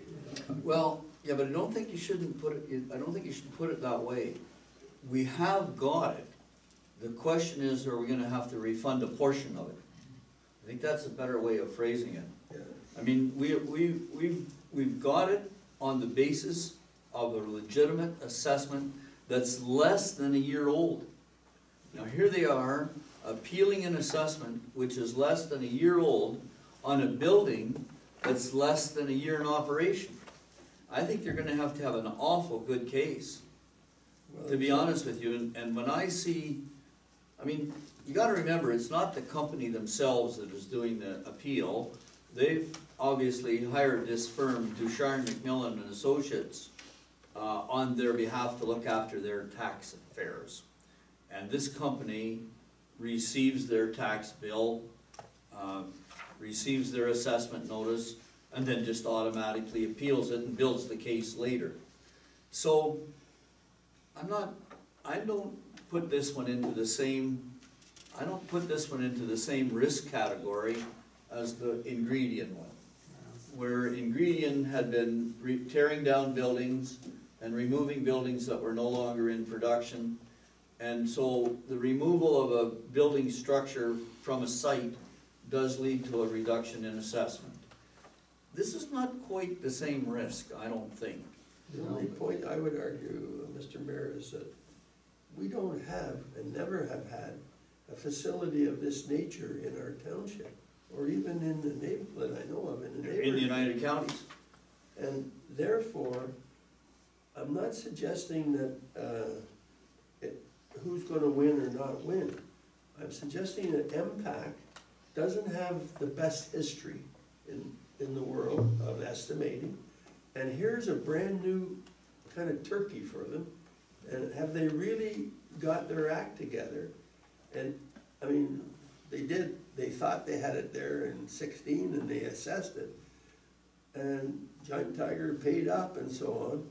But the question is, once this law firm, which is a specialized firm in tax aspects, puts together the case, they'll be using all kinds of comparatives of similar types of operations in similar types of situations and so on and so on. And the impact to me may be a little bit stretched here in terms of their evaluation. I fought 2 RFRs personally on my own property. And if you do your due diligence and you pay money, don't get me wrong, but you get the proper people to do, you win. So I'm just bringing it up as a kind of a red flag, not a... Okay, so we'll note that. Anybody else got any comments here? I don't wanna get into a long discussion.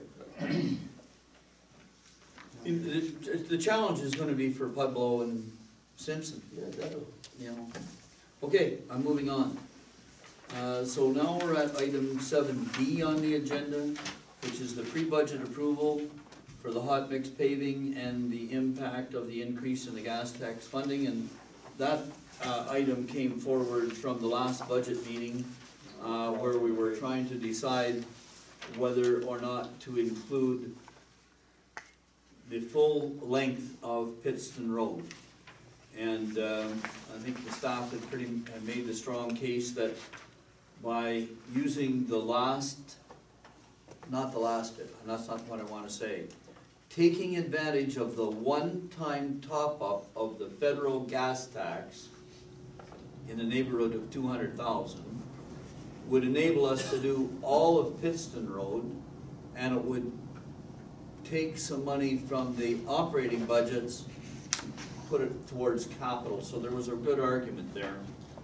So I think we're ready to deal with this issue now, and I think we have a recommendation that council used the one-time top-up of the federal gas tax in 2019 to complete all of Pittston Road, and that we award the hot mix resurfacing tender to Coco Paving at a cost of $910,000, and that we authorize staff to execute the contract documents. Now, is there any further discussion on this recommendation or this issue before I call for a mover and a seconder to put this recommendation forward? I just have one, Mr. Mayor. Just the approval for the contingency 3696. Is that just like 1%, or how's that work? Is it a percentage of the total contract? I would Dave? defer to the Director of I'm sorry, Operations on that. Through the chair, it's approximately about 0.5%. It's 0.5%. That's a real thumb of all contracts? Through the chair, no. This one is pretty tight, pretty thin. But with the hot mix previously, most of it has come in right around that budget, so we don't give too much of a contingency there. Thank you. Further discussion, if any? Okay, I'm looking for a mover and a seconder to put the recommendation forward. Okay. Mr. Bradley, do I have a seconder? Councillor Dillabaugh. Further discussion? Hearing none, those in favor? Aye. Motion is carried. And Councillor Hunter, you come back to the table.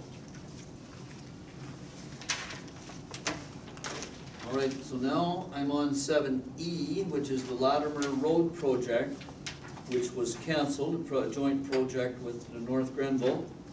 Apparently North Grenville's not gonna proceed. It didn't survive their budget cuts. And we had allocated $75,000 as our share of the project. We were to finance it all through our current tax dollars. And now that the project has been canceled by North Grenville, we have a recommendation that committee recommends that council defer the $75,000 for the Latimer Road project in 2019 and reallocate that 75 to operational expenses by increasing the patching and resurfacing line 355616 by 50,000 and winter materials line 385626 by 25,000. Now, discussion there. I just have a question for staff. If the project had not been canceled, what would we have done about the other two resurfacing situations, the winter material and the resurf? Where would you have found that money? Through you, Mr. Chair, the $50,000 was for the resurfacing, was in the budget initially, and council had chosen to cut it. Yes. So we're suggesting we reinstate that into the Yes. budget. The $25,000, honestly, we have used up our inventory of sand and salt, and it's become clear that we're not going to have enough for this year. Mhm. So this looked like to us an opportunity to make sure that we had enough dollars to pay for the sand and salt that were needed in 2019. Thank you. That's all I have, Mr. Okay, further discussion? I'll comment on it, I think, but this is an example of trying to cut your budget a little too fine here. We already know we've spent our winter works money. We've got probably the month of April to get through here yet. We still may have sanding and salt to do yet. We've got, if we're lucky, just November or December to do. We have had bad weather in October that we've had to use our reserves on too, so I think this is where I guess you say by late budgeting, you're budgeting after you've really already spent your money, so there shouldn't be a concern here about increasing our budget here, because the money's already gone. Well, just a We're minute gonna be now. under it. How do I know that? How do I know that that line item in the budget is spent? I don't have a report that tells me that. The CEO just told us that. No, I don't have a report telling me that. I've got the first quarter treasury report from the treasurer, that doesn't indicate that. So I don't know that that line item has been spent. All I've got, I mean, I don't have, I'm trying to think of what's the last thing that I have in the way of a report, and I believe it's, I don't even know what, I've got Public Works. I'm thinking that's where it would be. I've got a report that's dated January the 29th, 2019, and if there's something subsequent to that, I'm looking for direction. Where is it? I don't want to accept the fact that we're overspent on that line item unless I know that it's a fact. Public Works, I got another report dated March, excuse me, I guess that would be April the 3rd. No, it wouldn't be March, have to be 3/04. What's 3/04? March the 4th? Showing a draft budget, but I don't have anything showing me what I've spent in 2019 on any of my accounts. I'm looking for direction here. Do I have anything that tells me that I'm overspent? I mean, other than the CAO, who just told you that? I don't have anything in front of me. I acknowledge that, Mr. Mayor. However, I'm telling you now that that line item is overspent. Now, which line item is it? The winter control for Salmon Falls. Okay, but that's part of the Public Works budget. Mhm. And the Public Works budget has many line items to it. Mhm. You'd like the specific line item number? Is that what you're No, asking? no. What I'm saying is, within the Public Works budget, which has many line items to it, one line item might be overspent, another line item might be underspent. That is correct.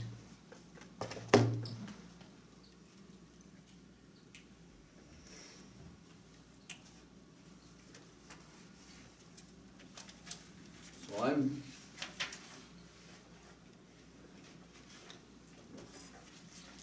we're not, anyway, where are we here? I've got a recommendation in front of me. I'm only gonna make one comment, Mr. Mayor, and that is that in the corporate world, this would never happen. If that project was canceled, that money would be zeroed out of the budget, and the fact that other things are overspent, underspent, would be dealt with individually and separately. So, that's all I have to say. Okay, we'll have a recommendation in front of me. I'm looking for direction here. You can accept the recommendation, or you can zero it out and then just go back to the budget and start adding money into the line items if you haven't No, got it. it's not a got it question up. of It's the adding same money, thing. it's a question of the departments taking their total budget for public works and shuffling and managing. That's what it's called, managing. I mean, this is where we,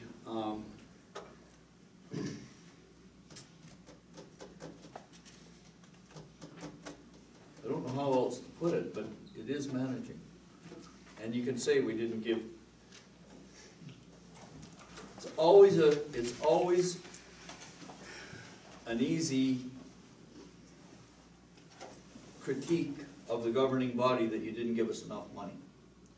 But that doesn't take away from the fact that staff is hired to manage. All right, I've got a recommendation in front of me here. It's gonna need a mover and a second to put it on the floor. It can be up or down once it's on the floor. If it's down, then the money is zeroed out of the budget, and I think we're at balance. We would be, I think we would be pretty close to balance. I move we accept the recommendation. All right, so I've got a mover. Now Does the mover find a seconder? Okay, if the mover does not find a seconder, you seconding? Yeah. Okay, seconded by Counselor Dillabaugh. All right. Now, further discussion, if any. All right, I'm gonna call a question on the motion and see what happens.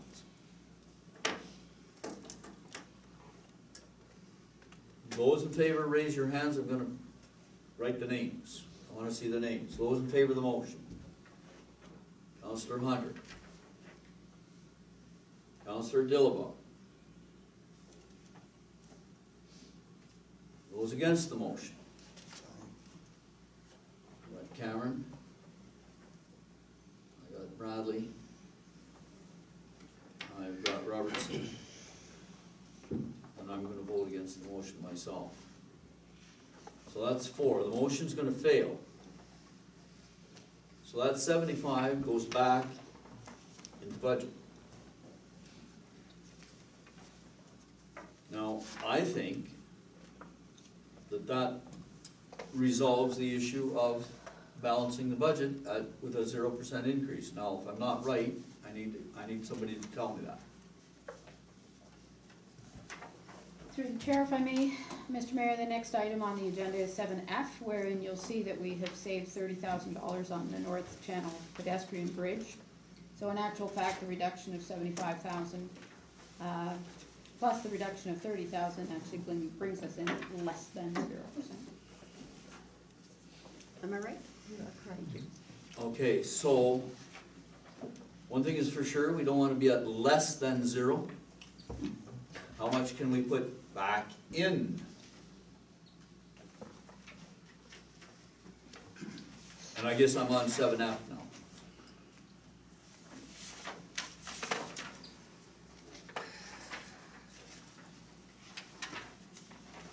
Well, can we stop for a second?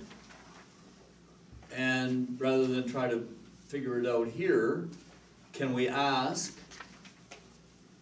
by means of consensus around the table, or if you need a motion, can we ask that staff bring us back a final balanced budget based on 0% at our next meeting? And can we set a date for a final budget meeting? I mean, I don't want to be at less than 0. Of course, thank you, Mr. Mayor. Just one suggestion, if I may, that we've battled this thing through how many budget meetings. Could we not just go straight to council if we can give you 0%? Straight to council? Yeah, Yeah, I guess so. Eh? I'd like to see it line by line, frankly. Okay, I think, I'd kind of like to, because what I've got here is the original budget submission, which was quite detailed, and then sort of adjustments to that, but not a full presentation. I'd like to see a full presentation. Can we? It may only take a half an hour, but I'd like to, to have a chance to review it before we talk about it, and just make sure that I'm comfortable with everything. Okay. Can we get a date for a meeting? Because I think it has to be a meeting where Mr. Bradley and Mr. Robertson are present. So it can't be done at a public works meeting or something like that. It can be done either as an addition to or the same date as. Can staff give me an idea of when they would be able to come back with a full presentation? With all the departmental details and all of the capital details? A date? Auditors there this week, plus Mark. Sick. Yeah, we have auditors in on the Wednesday, Thursday, Friday this week, Mr. Mayor. Thursday nights seem to be, we could do it on the 18th and still potentially, could we do it on the 18th? And potentially hit the April 22nd council meeting for final approval. Can I mark then April the 18th at 6:30? Fine by me. Okay, I'm gonna mark 6:30, Good for me. budget meeting number 7, and final.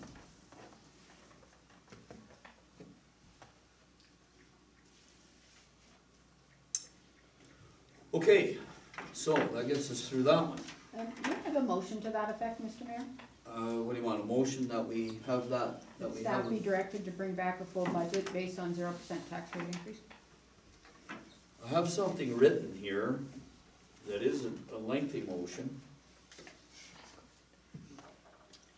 But I didn't know we'll be at the point that we're at right now. What was the date of that meeting, by the way? 18th. The what? 18th.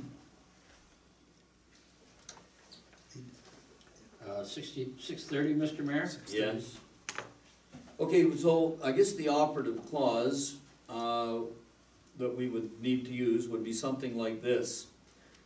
Be it resolved that staff is directed to bring forward to final budget meeting number 7 on April the 18th, I didn't know whether we'd have a date or not, a balanced 2019 operation and capital budget based on 0% increase in the municipal tax rate, presented in full departmental budget detail, and with complete capital budget details showing source of funds for each capital project, and, well, that's all we need.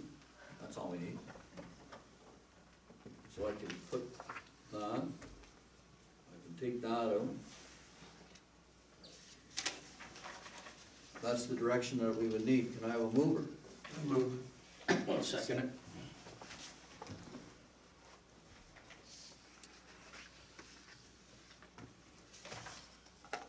Okay, further discussion if any?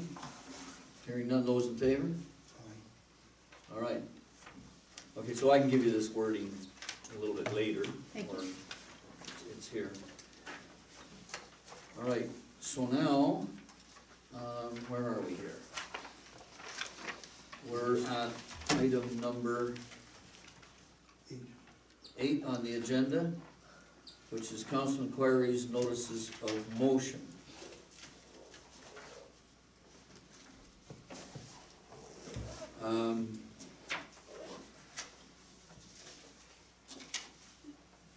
Anybody going here?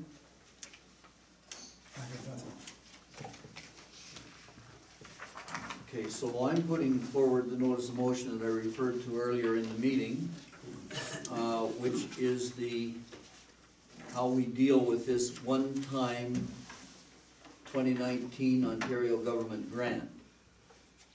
And the intent of the motion, and I'll give staff a copy, and the operative clause is, now therefore council directs that these funds, once received, and by the way, to the treasurer, have we received that money? Yes, yeah. Yes, we have. Council directs that these funds, once received, be immediately transferred to a dedicated reserve fund for use only as outlined and intended in the ministerial letter, and that funds be removed from this reserve fund only by resolution of council in payment of invoices directed to these purposes.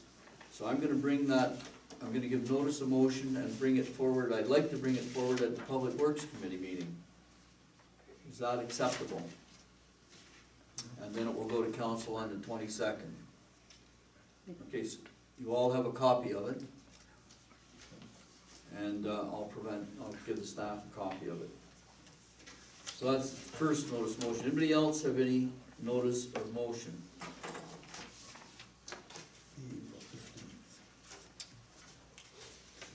So here's the second inquiry then. So we have the rural and northern grant application open on March the 18th for an 8-week period. Can we get a report at the Public Works meeting as to how that application is proceeding? We have only 8 weeks, 8 weeks. Certainly, although, What stage are we at? well, Do we have costs? we are working on it. Do we have costs nailed down? Through the chair, we have some estimated costs. We're working through putting stuff together. As I said, it's 8 weeks. We're doing our darndest to get something together to have by the end of the month, so we have a little bit of time to review.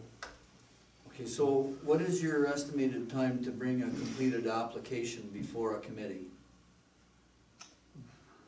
Before a committee? We were directed to bring it forward on May 13th. Okay, so that's the date you're aiming for, not before? Well, fingers crossed, maybe. Okay, well, fair enough. Okay, all right. So we'll see it then. When is the 8-week up? I believe it's May the 14th. May 14th? Okay. All right, so going on here, next item is the mayor's report, a little bit of a report here. And the first thing I'll draw your attention to is in the resume of correspondence that's in the mailboxes right now. There is an item marked from Enbridge on March the 28th concerning natural gas expansion update. Now, this letter came from Enbridge. It was received, I guess, on March the 28th, and I had a copy forwarded to me. And I just want to refer to it briefly, because it is written and addressed to Mayor Sale and members of council. And it's a little bit of background. So first of all, Enbridge now has swallowed Union Gas. And they're in the process of putting the two corporate entities together, sorting out who survives the cut and who ends up in what new positions. But the person who signed this letter that we have in front of us is Brian Lenny, who's the Senior Advisor of Municipal Affairs and Stakeholder Relations in Ontario Southwest. Now, I've talked to Brian at great length on Thursday or Friday last week, just to see what the situation was. My friend Matt Jackson, who has been my stakeholder relations contact with Union Gas, is not going to be in that position anymore, and they have not yet assigned a stakeholder relations expert to Eastern Ontario. That person will be named in the near future, and we will then have another contact. Danny Watson, who was in charge of Eastern Ontario, the overall person in charge of Eastern Ontario, has retired and he's been replaced. And my construction manager, Peter Simonson, is still in place, and he will be the construction manager for Eastern Ontario. So the good news here is that the act itself went through the House in December, and the government has now introduced a regulation and passed the regulation. It's Regulation 2419. And the interesting thing about this regulation is that it just deals with 9 projects. And these are the nine of the projects that Union Gas had previously put before the Ontario Energy Board that brought this whole thing to a change of regulatory regime. Now, this regulation indicates clearly how the new regulatory regime will apply to these 9 projects. What the government is going to do with the next round, we're not sure, but we know that they're writing regulation to overrule the Ontario Energy Board. So when I talked to Brian Lenny, I said I was surprised that the letter had gotten sent to us, since we're not one of the 9, nor were we one of the original 31. And he said, we want you to know, Enbridge wants you to know, Mr. Mayor, that the Spencerville project is very much top of the mind for us. we need details from the government about the process for new projects, including Spencerville. But we have our new team together, and we're ready to go with the Spencerville project. We have refiled our projects, all of them, including yours, under the new funding projects regime. We have been promised an expedited time through the Ontario Energy Board. Our goal is that we're very much committed to the Spencerville project. Now, that's words on the telephone, it's not on paper, so you take it for what it's worth. But I took it in quite a degree of comfort, and as I talked to Peter Simonson, the Spencerville project includes the gap on County Road 2, as well as the new pipe up County Road 18 to County Road 21 and along County Road 21 coming into Spencerville from the west. Now, that's Peter indicates to me that the engineering and all of the estimating for that project has been completed. So, now we wait again some more. The other thing I want to bring council up to date on is to deal with an issue that I reported on at the last meeting, which is the meeting, you'll call it the last meeting, I reported that Deputy Mayor Tori Deschamps and I had met with Judy Baree and Dave Beatty, the fundraisers that are raising money for the arena in Prescott. Doug Malanka returned from Germany on April the 1st. He met with Judy Baree on April the 2nd, which was a Tuesday, I think. And on Wednesday morning, he phoned me at 7 o'clock, asking if I could meet him right away. My Wednesday morning was tied up. I couldn't meet him till 11:30. I met him at 11:30. He wanted to meet with Judy Baree and Dave Beatty at 4 o'clock in the afternoon, which is the only time I had available that day. At 4 o'clock, the three of us met at the Augusta Municipal Office. Judy Baree, Mayor Malanka, and myself. Dave Beatty wasn't present. We had a long discussion concerning possible next steps in this, in how to deal with this issue.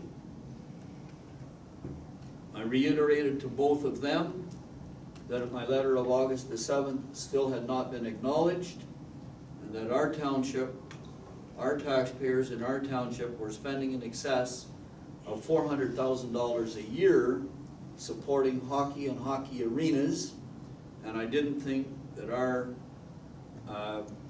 taxpayers should be asked to spend more. And furthermore,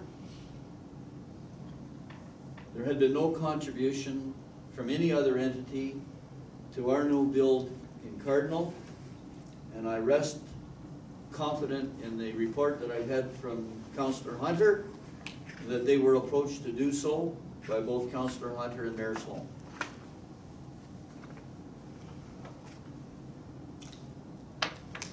For us to be asked as a township to support an arena in another town is, in my opinion, not acceptable and won't go. But I said, if we were looking at something that was different, a complete South Edwards or South Grenville recreation facility of a different color, where everybody was involved in the planning and everybody was going to be involved in the design and everybody was going to be involved in what the recreation center was going to consist of, and everybody was going to be involved in the management of it, then possibly there might be room for discussion with the folks in our township and with my council. Mayor Malanka took the same stance. Judy Baree understood what we were telling her. She indicated to both of us that she would be having a meeting with the minister, a telephone conference with the minister at 7 o'clock that evening, and that she hoped that as a result of that conversation, there might be further three-way discussions between our municipalities sometime after Easter, and that the concept was that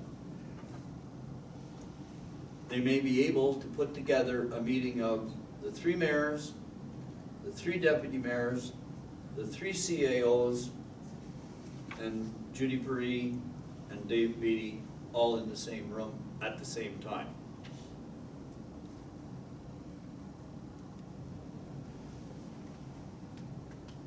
The meeting took place at 7 o'clock by telephone. Judy Bree, Mr. Beatty, and the minister.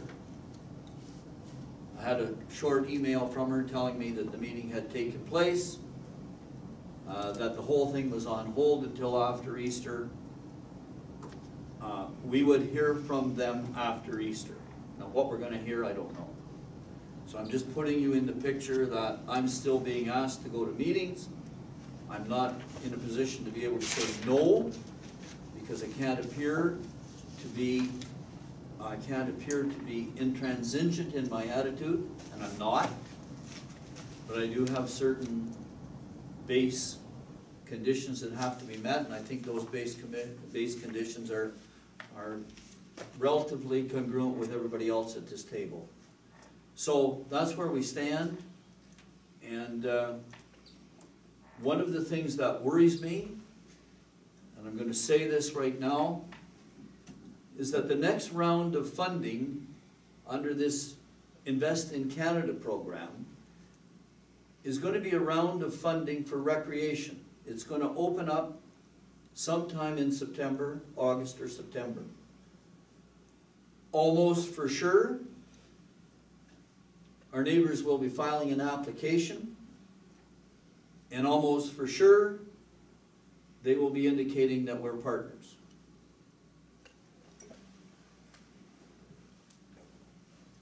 Whether or not they've talked to us. And that worries me. That's all I'm going to say. Just remind everybody that we have the Giant Tiger Warehouse Tour on April the 22nd. I've got 8 spots. Send me your emails. But I think I'm going to write all 5 members of council. And then there's 3 members of staff, and I'm sorry about you folks. But if you're interested, let me know. I'll try to squeeze 2 more onto the agenda. That'll make 10, and I think I can get away with 10. Now, to the CAO. Is our plaque ready to go? It's supposed to be delivered tomorrow. Good. Thank you very much. News from County Council. One last thing. Under the same Canada Infrastructure Grant that we talked about earlier for Rooney Road, United Counties will be filing tomorrow, or approving it at the County Council tomorrow, two applications for County Road 43. Now, interestingly enough, there seems to be some sort of a $10 million limit on these applications before you go to a different level. So the way that the counties is going to file for County Road 43 is the county is going to take the lead, and they're going to file for both parties to a total of $9,999,999. They've been instructed to do that. And it looks like this $25 million project will be eligible for $10 million under that grant program. And if the grant program works the way we expect it will, it'll be 50% of that $9,999,999. 50% will be paid by federal, 43% by provincial, and 17% by United Counties, split between the United Counties and North Grenville. So that's roughly the way that's shaping up. Just put you in the picture on that one. That's Highway 43, Mr. Mayor? That's Highway 43. 2 bridges have to be built, and then the 4-laning proceeds from there. So what's the $9 million for that? $9,999,999. What's that? Just not the bridges. Yes, That's but, everything. well, no. Okay. The whole project, including one new bridge and one bridge reconstruction, and 3.5 kilometers of four-lane highway, is Okay. 25 million. Okay. They're applying for basically 10 million. Okay. And you're coming up with the other 15. The county council will have to come up with another 15, yeah. Okay, that counts. Which we normally budget about 100 million, no, not 100 million, about 25 to 30 million a year in capital. So if we get this money from this grant, it'll be a 2020 construction project with the grant money, and a 2021 continuation of the project with county council money. 2020 would be for the bridge. Yes. 2021 would be for the pave. Yeah. One last thing, two last things. News from the Admiral. We will not get a ship. Thank you very much. The Admiral's gonna send me a letter. Short and sweet. Yes. I'm upset with the Admiral. I don't think he's too worried about me. And one last thing, so I was invited on April the 4th to the Greenfield meeting for their Earth Day cleanup day. What started out as basically a Greenfield initiative to just clean up in their little area of Edison Drive and Greenfield, has really turned out to be quite a project, because all of their neighbors have gotten involved, to the tune, I think, of well over 50 people. So it's going to be from 12:30 to 1:30 on April the 22nd. The township has agreed to supply trucks with lights flashing at one end of Highway 2 and possibly both ends. If we've got two trucks, if they're not, one Team Industrial is going to supply a truck. Townships agreed to pick up the bags from the side of the road, and townships agreed to put down the cones at the side of the road. We won't be using police. But well over 50 people involved if everybody shows up according to the numbers that came out at the meeting. And each person told how many people they would have from their entity. And I'm surprised, even Elijah Stack, which really doesn't even have an office here, he tells me that he will bring 10 people with him from North Gore, South Gore, which is where their headquarters is. We're gonna have that poor little road done in 10 minutes. Yes, well, it's gonna be interesting. Mr. Mayor, what time is that again? It's 12:30 to 1:30 on April 22nd. And there are detailed maps, and I'll provide the CAO with the maps. I thought I had them with me tonight, but I guess I left them at the house.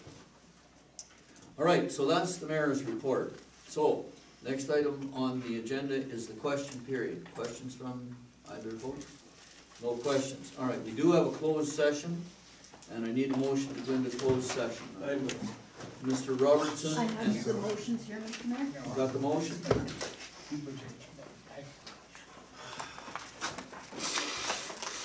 Okay, so Mr. Robertson is moving, and is there a seconder? Councillor Cameron.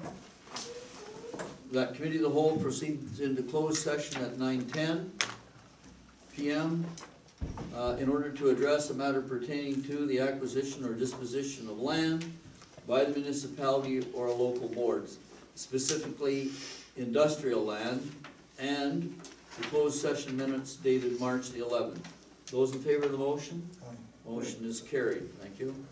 5-minute recess. 5-minute recess.